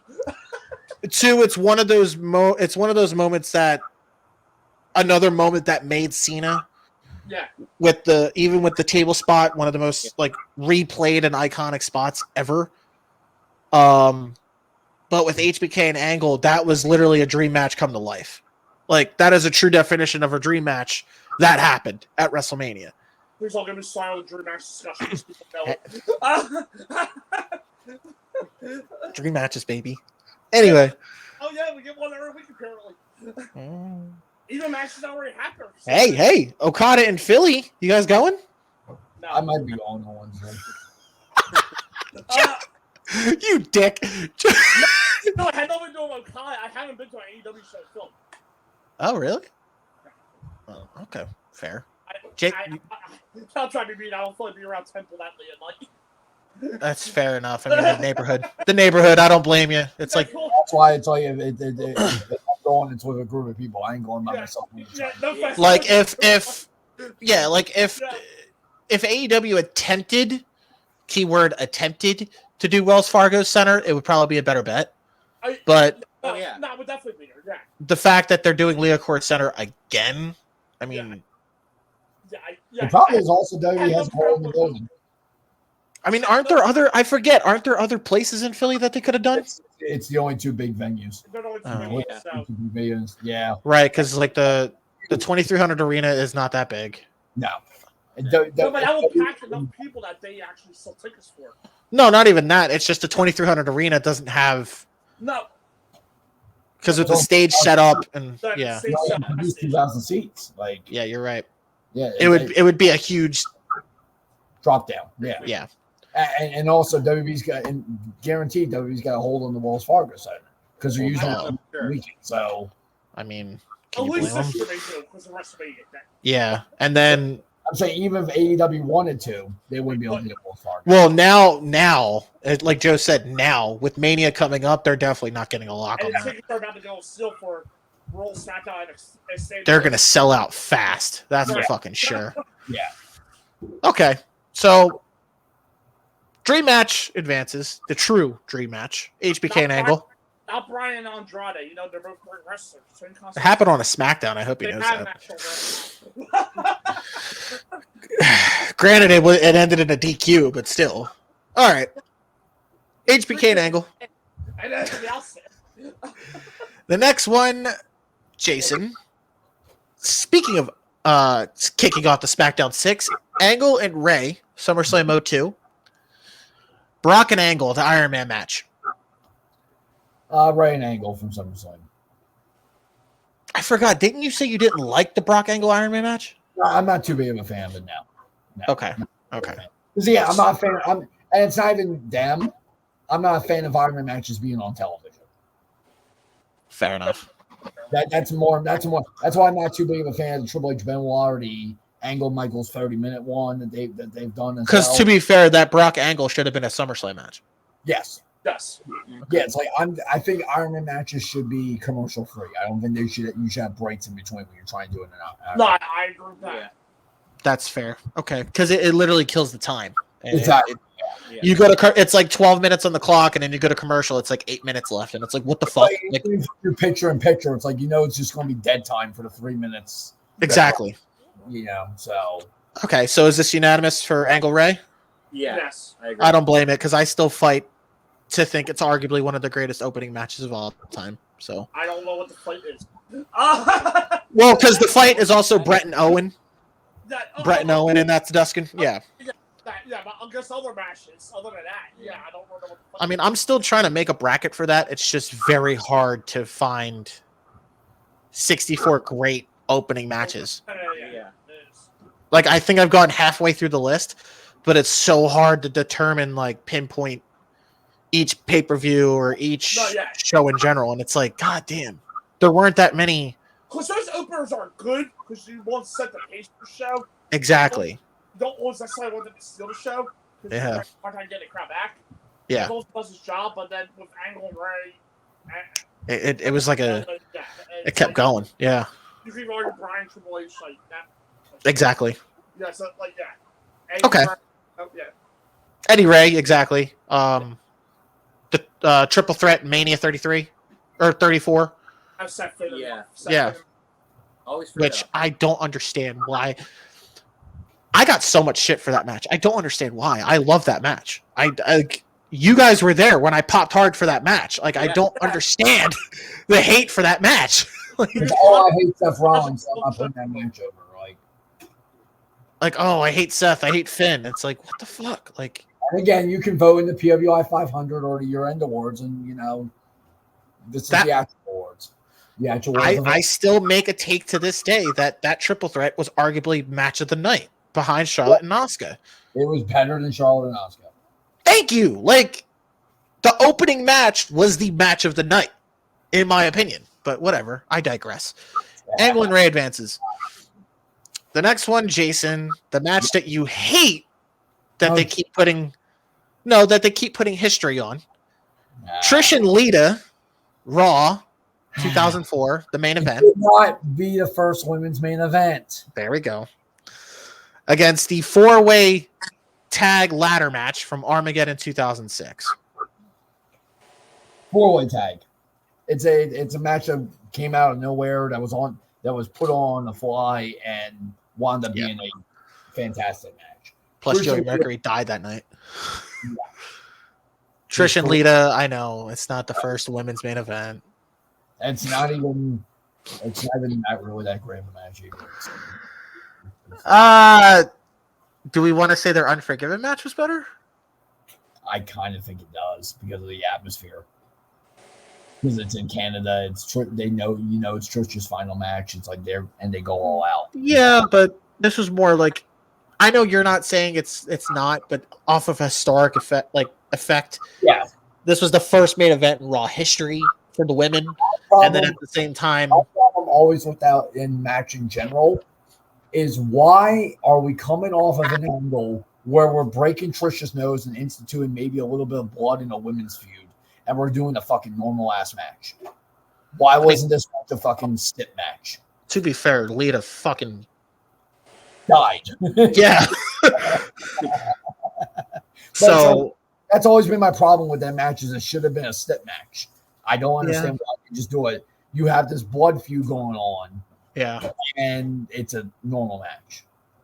Okay. I understand that. So you're going 4-way tag. Yes, 4-way tag. Pat. I'm actually going to go with Trish and Lita on this one. Okay. 4-way tag. Yeah, it's a great ladder match that comes up on the spring of the moment. Yeah. But I think that match more or less gets remembered because Joey Mercury breaks his face. Yes. Yes. Yeah, yes. Both have. But no, there's more history behind. No, I mean that's the stand-up moments of each match. Yeah. Or the injuries, or almost injury in least. Yeah. Okay. Fair enough. There is more to the woman's Lita Trish main event. Okay. Than the ladder match to me. Okay. So you're going Raw main event. Joe, you're the deciding factor. I'm going with the women's main event, Lita and Trish. Fair. That's because it's a great spur of the moment ladder match. But I guess with the no build impromptu thing just throws me off. Right. Like okay, when Halo comes out because we need to make another tag team now. Add 2 more tag teams because Halo's gimmick at that point. I did why because I guess London and Kendrick is real they here they'll sell it the most exciting match. I think it's a good wrestle match on the ladder match. So I had a hard time to help that, but I think Trish and Lee, I agree. That's my issue with it, is the history thing. It's not the first woman's main event. But at the same time, they had to build to it. Well, should culminate the feud now. The feud should continue. That's my other issue, but I'm willing to put it through for now. Okay. So Trish and Lita will advance. The next one, Joe. This was a match that I think was also substituted in. Cena and Lashley from Great American Bash 2007. Okay. Benoit and Angle, Royal Rumble 03. All right, well, I got subbed in and got taken out. Benoit Angle. This is on purpose. It's not on purpose, Jason. Get the fuck out of here. Good match. That you won't expect, but it's not. Come on. Unanimous? Okay, good. Moving on. Like, if you want to think a match was done on purpose, it was probably the HBK Angle match. But, like, no. This was literally thrown in. So, 1 for Benoit and Angle. Is this unanimous? Yes, of course. That's unanimous. Okay. The next one, Jason, we have the Rumble match from 07 against Cena and RVD from One Night Stand 06. I'm gonna see it in RVD. Okay. Just the atmosphere, the match itself is very good. The ending with Edge getting involved is very good. Yes. It doesn't, unfortunately, it's the peak of Van Damme's career in WWE because he fucks it all up immediately afterwards. The Rumble match is very good. But I think it's more so known for the last 10 minutes than anything else. Yeah, that's true. With the final four. Yeah. So it's probably one of the best final twos ever. With I think arguably the greatest final two. Yeah. I think it's for sure. I think it's that, but yeah, I'm gonna go with Cena and RVD. Make it easy. All right. I was actually going to say the Rumble match. Fuck you, Pat. I'm being serious about that. I actually do love that Rumble match. It's what I took a long period of absence from WWE, from any wrestling, primarily at that point WWE for me, and that's one of the things that brought me back. Oh, Shawn Michaels and Undertaker went 15 minutes at the end. Oh, I gotta go see that, and that's what eventually got me back into all this. Okay, fair enough. I can see your point there. See, that's how you use history into effect. Not, they made Final Four and it advances because,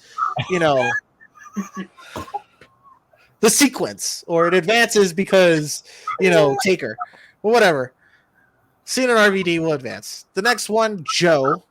Cena and Umaga from Royal Rumble 2007 against Benoit and Triple H from Raw, July 2004. Cena and Umaga. Royal Rumble. Like I said, right? Is this unanimous? It's that's true. It's Cena's best title defense I think he's ever had for all his title reigns. It's either that or it's the freaking the HBK match. Well, I was going to say the Iron Man match with Orton. Well, I was going to say Punk too. Yeah, you can say that. Yeah. Okay, fair. All right, so Cena Umaga. And the last matchup of the first round. Now Cena's feuding with the second coming of Umaga. Yeah, Umaga 2.0. It's going to happen. And apparently to him, he ain't going anywhere, so good. Because guess what? The actors ain't coming back any damn time. Nope, they're not coming back.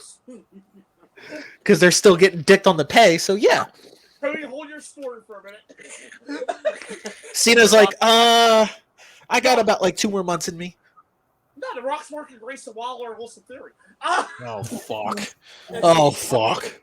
His whole family is falling apart. His door just like a cult. No, the Rock's too busy. God forbid. Rock's too busy having to walk back the Maui Fund. Yeah, I was going to say, he's got controversy with the whole Maui Fund thing, so he's, yeah.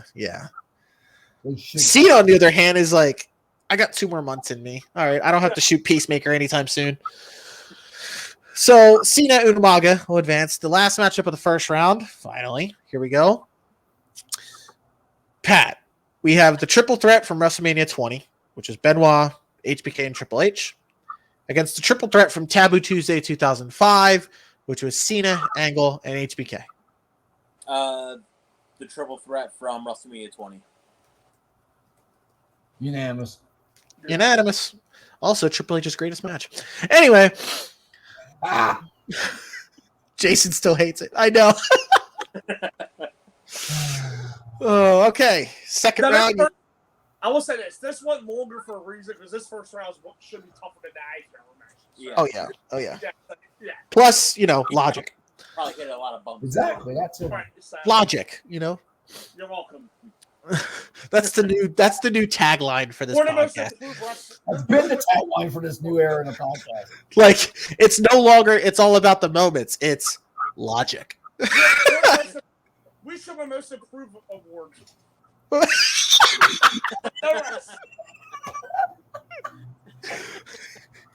amazing.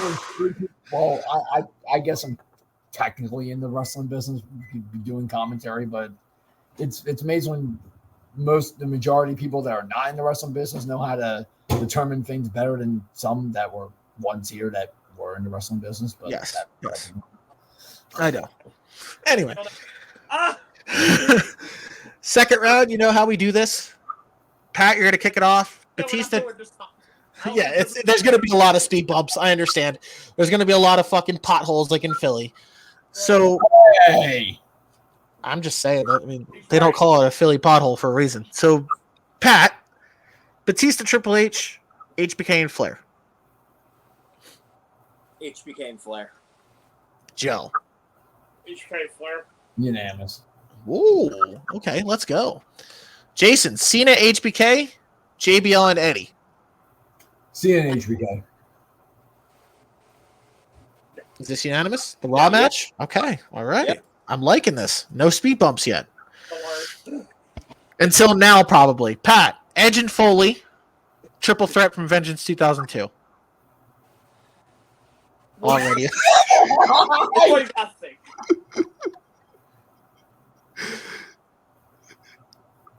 I'm gonna go with Edge and Foley. Joe. Edge and Foley. Yeah, it would be unanimous. Yeah. It was a tough match. It was a is tough one. unanimous one. All right. Edge and Foley advanced. The next one, Jason, Eddie and Edge, HBK and Vince. What was the first one again? Eddie and Edge from the SmackDown. HBK and Vince. Joe. Eddie and Edge. Pat. Eddie and Edge. Oh, Okay. you're being biased. You're letting Edge go forward like fucking 5-6 times here. No, 'cause To be fair, I already said I didn't really like the Vince and HBK match. That's fair. That's fair. I feel like that should have been Hogan Vince. I already put Vince over Angle and Benoit last week. I can't put Vince over Eddie. You can't do it again. Can't do it again. I mean, it's not Vince's fault. Yeah, he's a better technical wrestler. Angle. and Benoit. Motherfucker. If Vince's show was against Angle and Benoit from the Rumble, Vince's show would have been through. Jesus fucking Christ. Anyway, moving on. It'd be HBK and Angle. Oh yeah, that's true. Yeah. Moving on. Joe. Trish and Mickey, Angle and Undertaker. Angle and Taker. Unanimous. Oh, unanimous. All right. Granted, it was, Trish and Mickey, great match, but it's Angle Taker. The next one, Joe again. Team Bischoff and Team Austin. Okay. Eddie and Angle. Speed bump.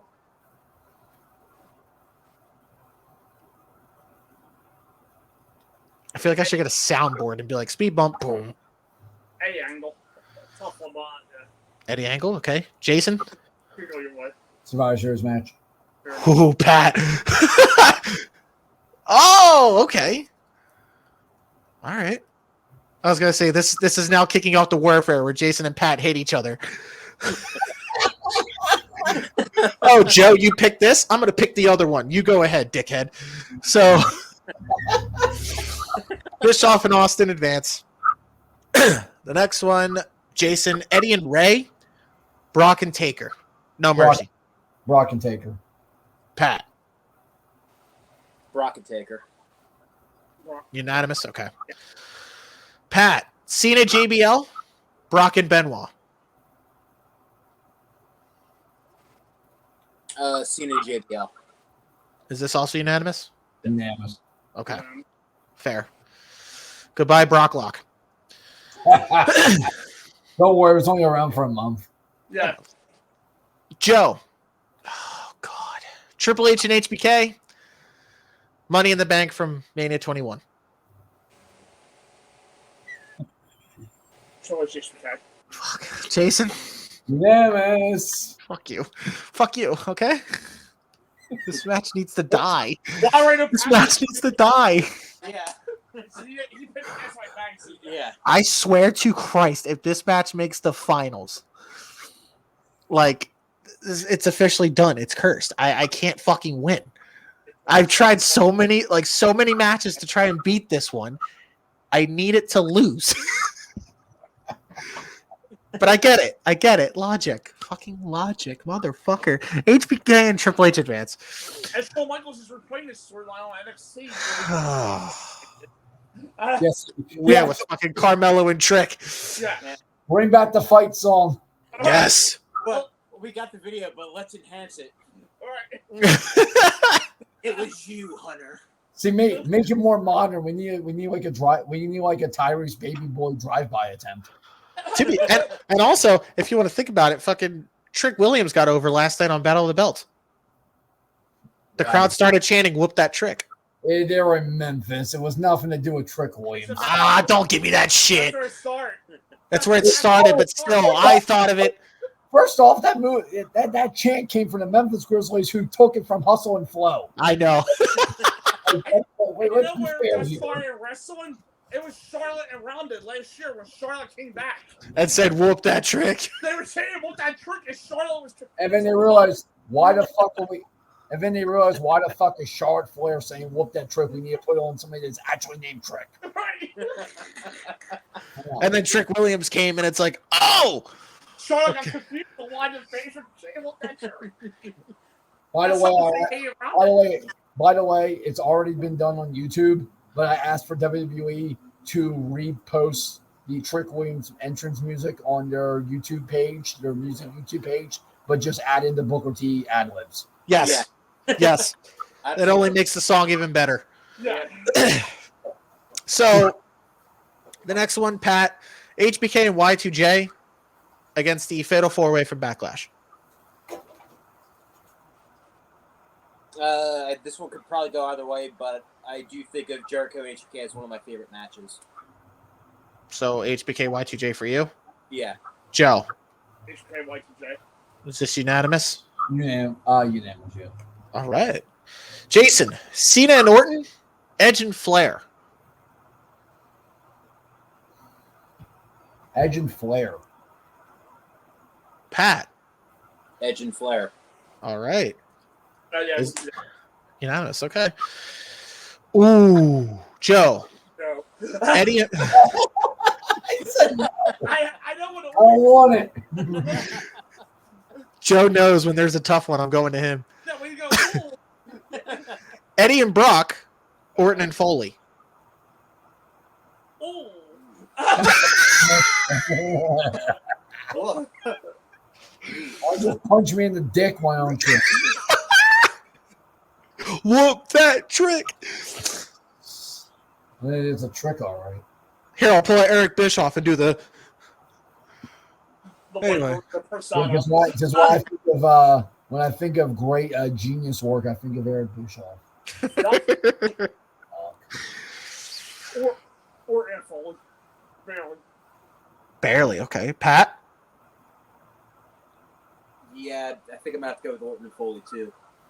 Jason. I would have gone Eddie and Brock. So not unanimous, but Orton and Foley will advance. Fuck your unanimous.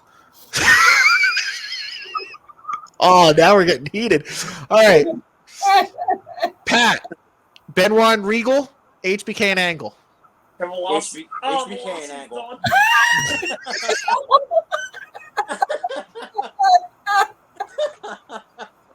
It had its run. Is this unanimous? Yeah, God damn it's unanimous. Okay. Hold on. Let me think. Fuck you. Anyway. If it was on Shotgun Saturday night, it might not be unanimous. Ahmed Johnson pearl liver punching some poor fuck on a goddamn car. Right. and headbanging the Yeah. And Terry Funk calling Vince McMahon a goddamn Yankee. Yeah. Oh, God. Anyway, Mania 21 advances. Joe, Angle and Ray, Trish and Lita. Angle and Ray. Is this unanimous? Get the fuck out of here, Trish and Lita.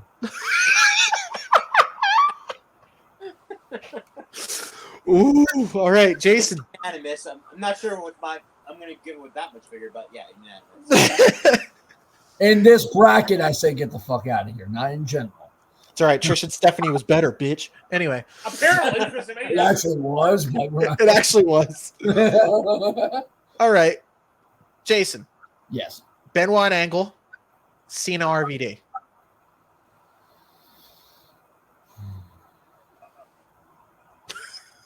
Uh-oh. He's just RVD and watch his face. Shut the fuck up, Joe. Okay. Actually, Steiner should be on here for Rumble. Oh. The original Suplex City. Right. Oh. Jesus Christ. So bad. That's no on, way Alamo wasn't much better. that's on Steiner.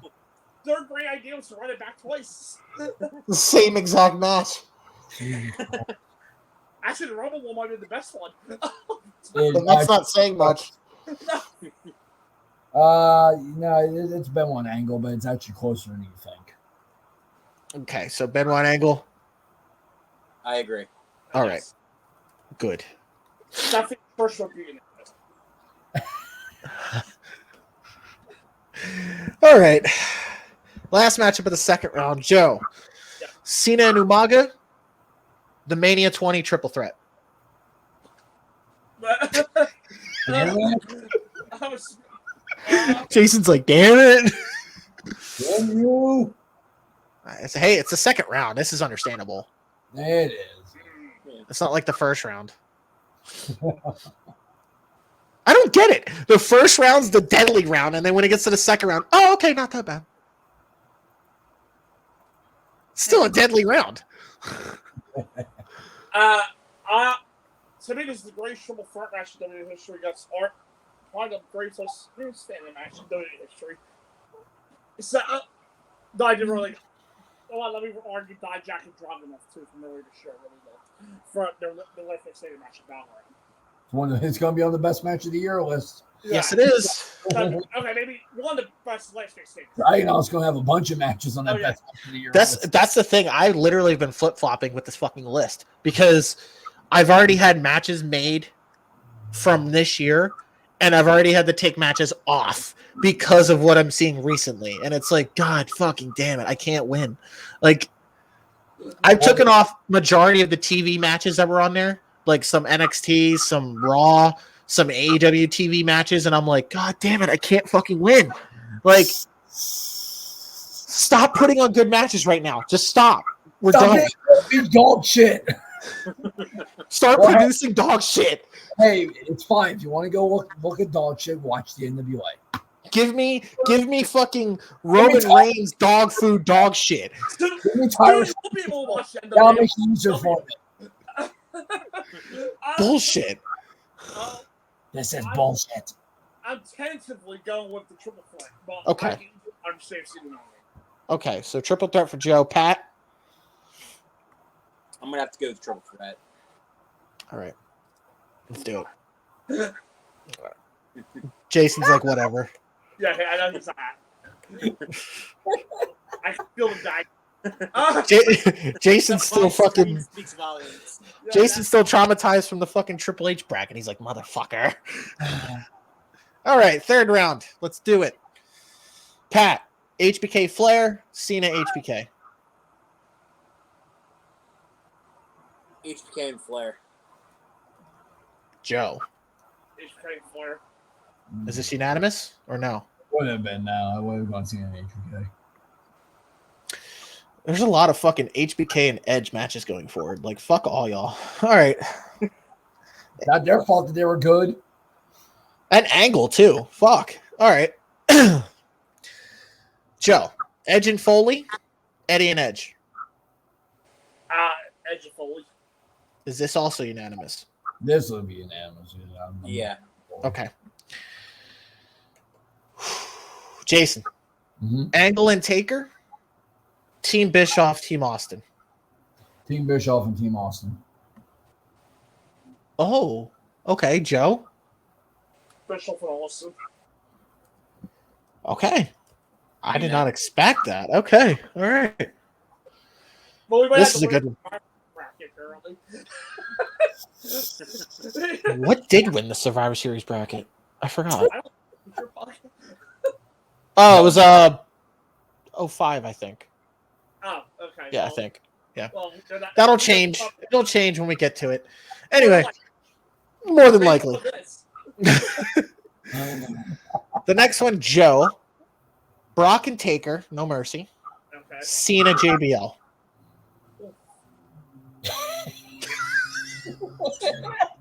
These are literally similar minus the simulation. One thing, and they both solidified the winner. Yeah, they made the stars right there with Lesnar and Cena.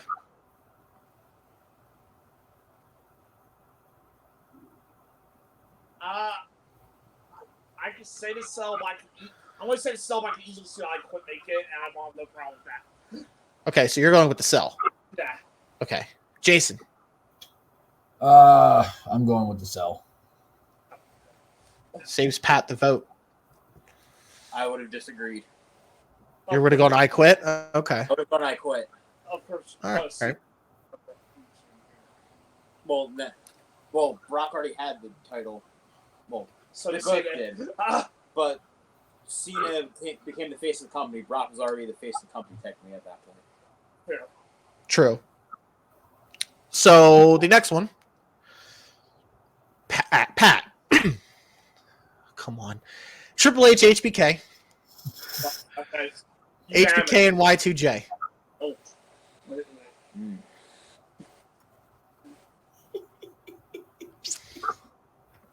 Is that you, Jason? Fucking laughing? Fuck you. Well, you can see us. We're not laughing. Yeah. Triple H and Because HBK. Jason? Moving along to the next round. Motherfucker. It's close, but Fucking break his back. Make him humble. Okay. This is the toughest one for me. Which HBK so far. But it's still Triple H HBK. God damn it. Okay. Joe, Edge and Flair, Orton and Foley. Orton Foley. Is this unanimous? I am Warren Foley. I would have gone with Edge and Foley, but I completely understand. Okay. Orton and Foley advance. The next one. Jason. HBK and Angle. Angle and Ray.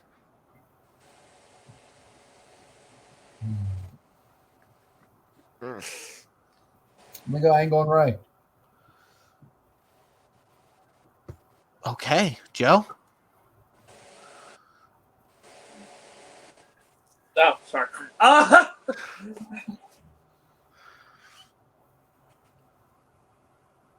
go Angle and Ray too.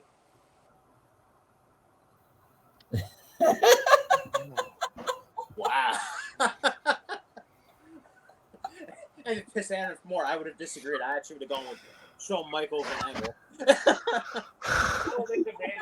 Yeah, I know. And it's going to make him extra mad because I disagreed with you guys. Right. So you mean to tell me? Yes, Hold on. Hold the fuck on.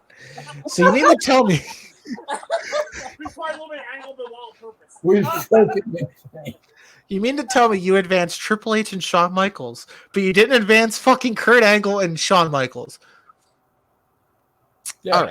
All right. So Joe and Jason literally just played Christian Cage on me. So go fuck both of you. Whatever. Better you guys. He's not as mad as me for disagreeing. Well, see, last week didn't make no sense. Pat's on my good side. Like, okay. Angle and Ray advances. Go fuck yourself. Jason. No, fuck you, Jason. Joe.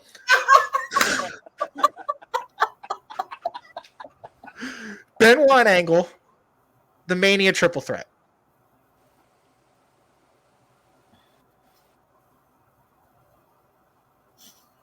I'm not even going to be mad on this one, to be honest.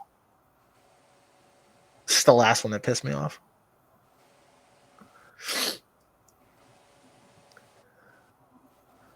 The Angle.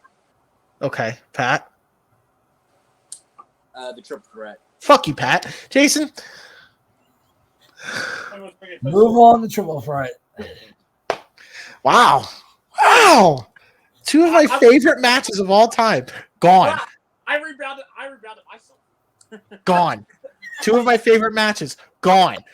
But you know who's still here? Triple H and HBK. Go fuck both of you. Like, I'm done. I'm done. I was on his side last one. But I was on your side this time. So Jason's definitely. I'm dealing now with 3 Christian Cages. Fuck all y'all. I swear to God, if Edge wins this bracket, fuck all of you. Fuck all of you. Pat. Which one's Christian Cage and which one's Nick Wade and Luchasaurus? Yeah. Luchasaurus. I don't know. Right now, you're all Christian Cage because you guys literally just fuck all you. Pat. HBK and Flair, Edge and Foley.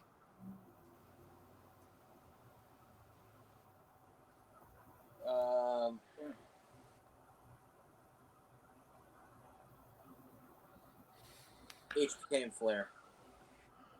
Joe. That's stumbling from you. Stunned me too.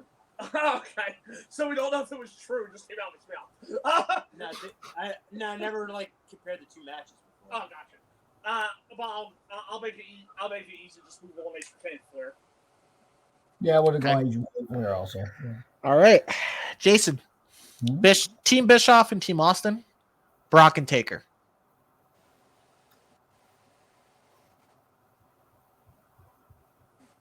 Bischoff and Austin. Joe. Bischoff and Austin. Unanimous. Wow. Okay. Well, this Survivor bracket, that's right.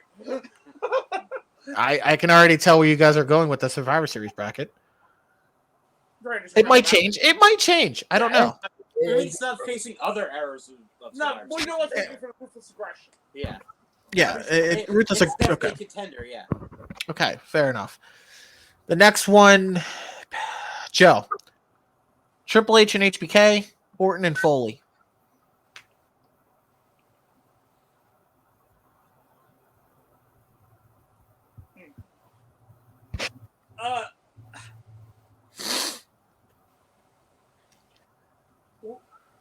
Orton and Foley. Jason. Because for me, that did a lot for Orton. You don't have to suffer no more, Anthony. Orton Foley moves on. Oh my god. Oh my god. Ununanimously. Oh wow, motherfucker. For the first time, HBK and Triple H do not advance to a final. Holy shit. Okay. It's not like Trish and Stephanie beat them. Oh, Jesus Christ.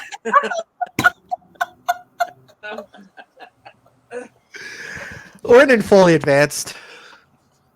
Joe, you know what? No, you doomed this fucking round. Pat, Angle and Ray should have been Angle HBK. Angle and Ray against the triple threat for Mania 20. Don't be stupid.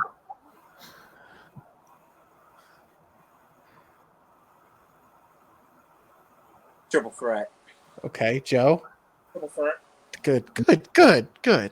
Yes. Unanimous. Good, Jason. Unanimous. Final 4. All right. Oh God, I did not expect this to be a Final 4, but you know, what do I know? Hey, that's why you're the host. We're the judges.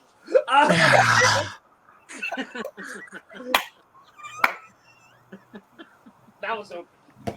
Usually I get shit on for being a moderator, but now it's like, oh no, fuck you. You're the host. You don't get the pick. All right, Joe. HBK and Flair. Team Bischoff. Team Austin.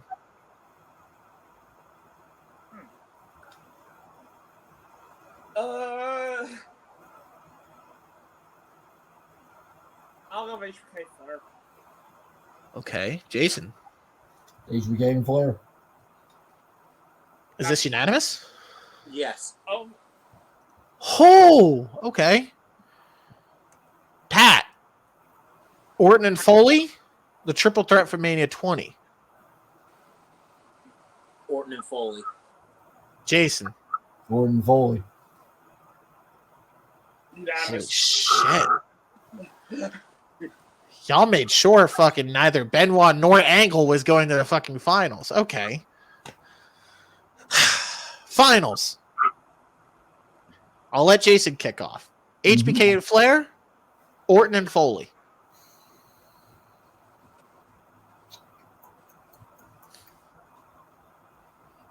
Orton Foley. Pat.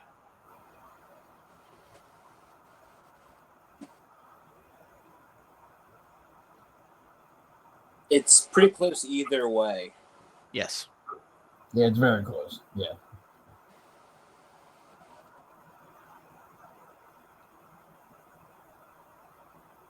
I'm gonna, and maybe it's chicken out, but I'm gonna pass this one on to Joe. I'm gonna go. I think it deserves to go to Okay. a third pick. Joe, deciding factor. I think it's the first time in a while we have had a deciding factor in the finals. Yeah, because the last I know. two ended with third rows. Usually the last two, it's just in and out. All right. But, I mean, we've discussed this. One match said a technical final goodbye. The other match made a superstar. Right. Yeah. And they both had technicalities to them. They did. Well, you know, They did. The final goodbye, not really the final goodbye, but most of them still consider it the final goodbye. Right. They just made the TNA run in last year, Flair being Flair.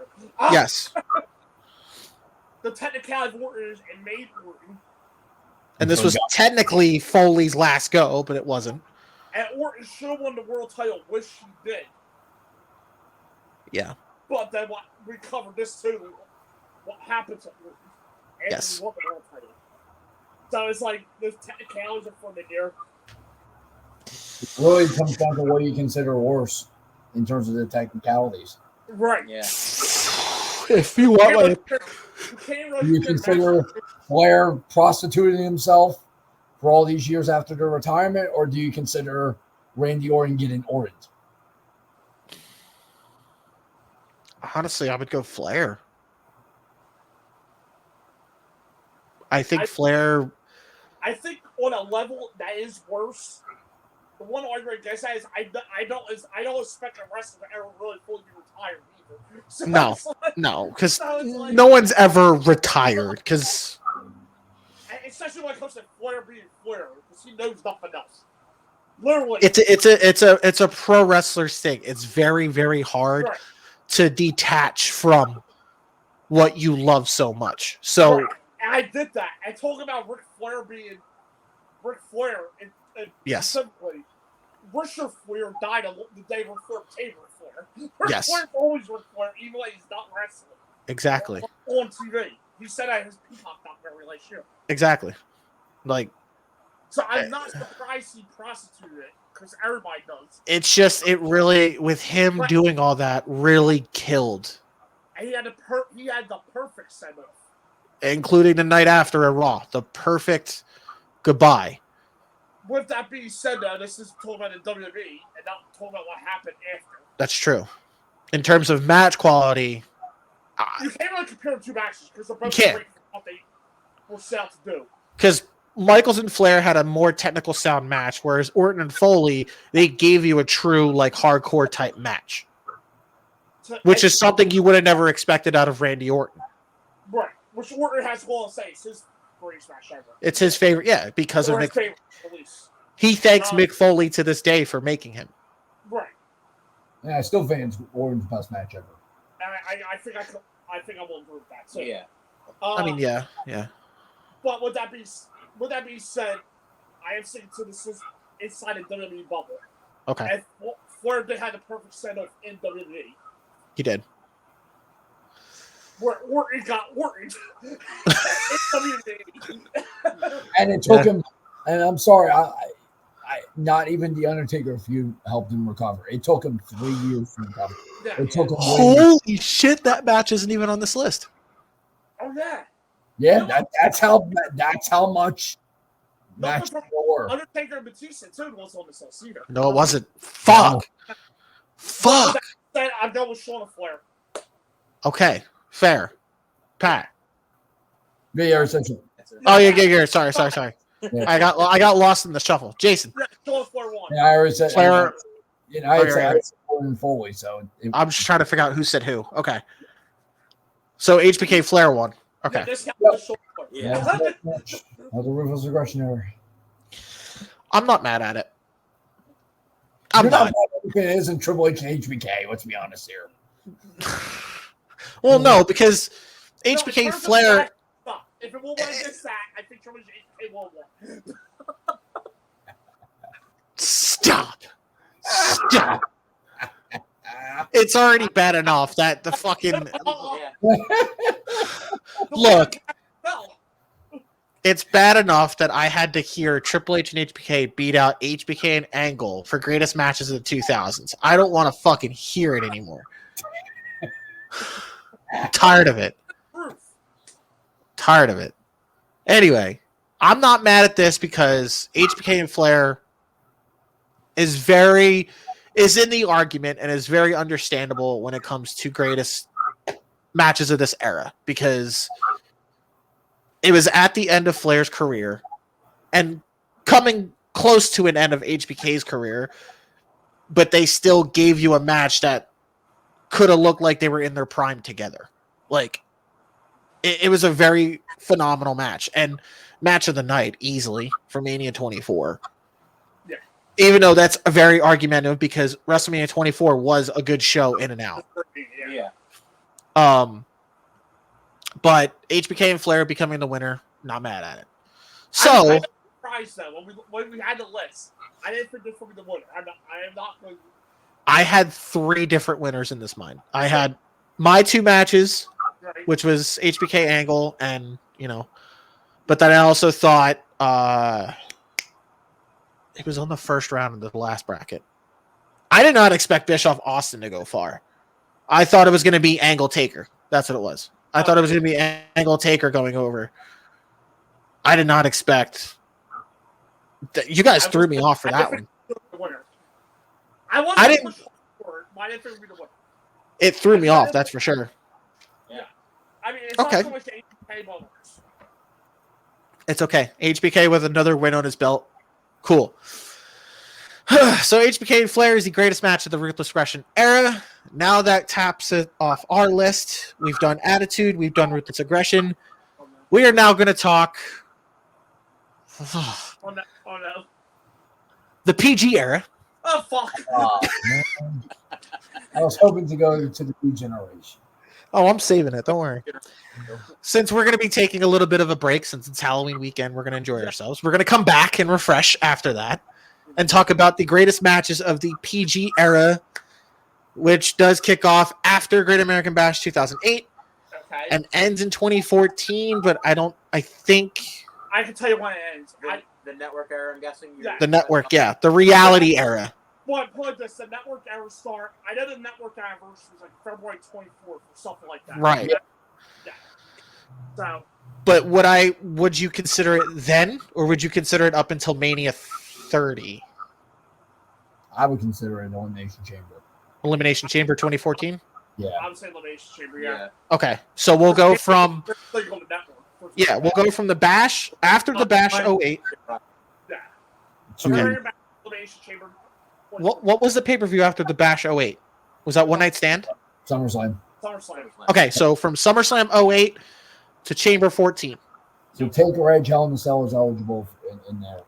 And so is Jericho and Michaels from No Mercy 08 is eligible. And the last big match eligible in this bracket is Wyatt Family and the Shield. Yeah. Correct. Yeah. Correct. Oh, that even though it's a horrible era, there are great matches. Oh no, there's great matches. Oh yeah. The 6-man tag one. And just so we're clear, there's probably at least one, maybe 2 matches from NXT that should make the bracket. Because NXT really kicked off in like 2014, didn't it? Cesaro. Well, 2013. Yeah, that's the match that kicks off NXT. Sammy and Sammy, yeah. Two out of 3 But falls. they had 2 out of 3 falls on the TV show. Yeah. Yeah, the TV, August 2013, yeah. We'll discuss it when I send a list and we'll figure it out. So now that I know the perfect time frame, we'll go from there. Mm-hmm. You'll get the list by later, easily. So we are going to be talking about the greatest matches of the PG era, which is going to be another notch leading up to the greatest matches in Survivor Series history, which is a redo. Yes. Again, logic. So Yes, logic, not, oh my God, theme song, oh my God, suplex, whatever. Hey, remember, Saturday Morning Slam and Superstars are also eligible in the PG era bracket. There's actually some really good ones, to be honest. Didn't the Wyatt family wrestled on Superstars? There's one Superstars match. There's one WWE Superstars match that I am 100% pushing for the Superstars match. There's I think I know what you're talking about, but we'll talk about it. Oh, thank God. We're going to have a list of Kelly matches. Oh.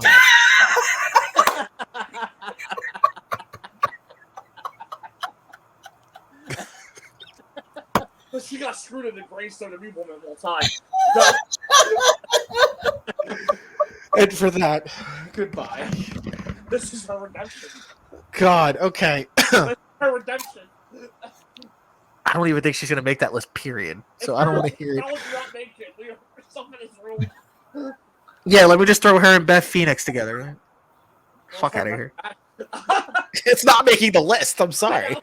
So, anyway, all jokes aside, yes, we will be talking about matches from the PG era in our next episode. I enjoyed this one. This was good. And knock on wood, no technical errors yet. So, you're welcome. Yeah, thank you.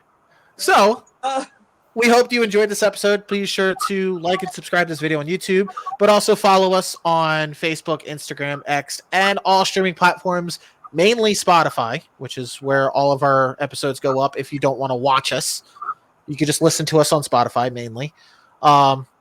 Be sure to check out Wrestling in Mom's Basement on YouTube. Follow them on Instagram and X as well.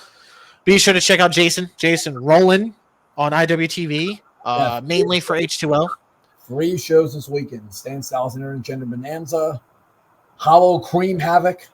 Yes. With Sue Young appearing, as well as our big Halloween weekend with Bound by Blood, and then the 4th annual Tremon's Deathmatch Tournament. I can't wait for the Bound by Blood one. That's going to be a good one.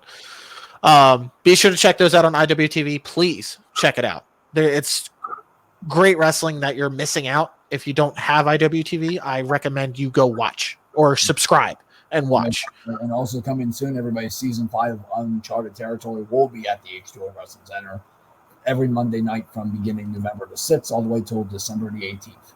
Don't you guys? Isn't that a T-shirt you guys made? Uncharted Territory. I need that fucking shirt.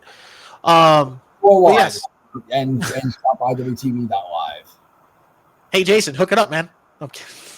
I'm damn sure. What the hell are you talking about? You're a commentator. Hook us up. I'm kidding. Anyway, yes, be sure to check him out. Follow him on Instagram and X. Do not stalk him on Facebook. But also, I have a lot of friends in that company, so check out H2O Wrestling. Please. They're up and coming. They have a lot of great talent. Please check them out on IWTV, but also follow them on Facebook, Instagram, and X as well. They are incredible. I have a few friends there. A few of my best friends are there. Please go check them out. You will not regret anything. But yes, thank you for listening to this episode. Thank you for watching this episode. Thank you for watching me go ape shit because of these 3 fucking assholes once again. So they'll probably piss me off again in the PG era tournament, but we'll see. Well, I'll be pissed if Kelly doesn't make it. Oh, motherfucker. I will put Layla in there for you, okay? Oh, please do. And Maurice, just for you. Well, I don't mind Maurice. No. I mean, I don't mind. Whatever. I'll put her in. Okay. So, thank you for listening. Thank you for watching, and we will see you guys next time on Dirty Time Podcast. Oh my God. Oh my God. I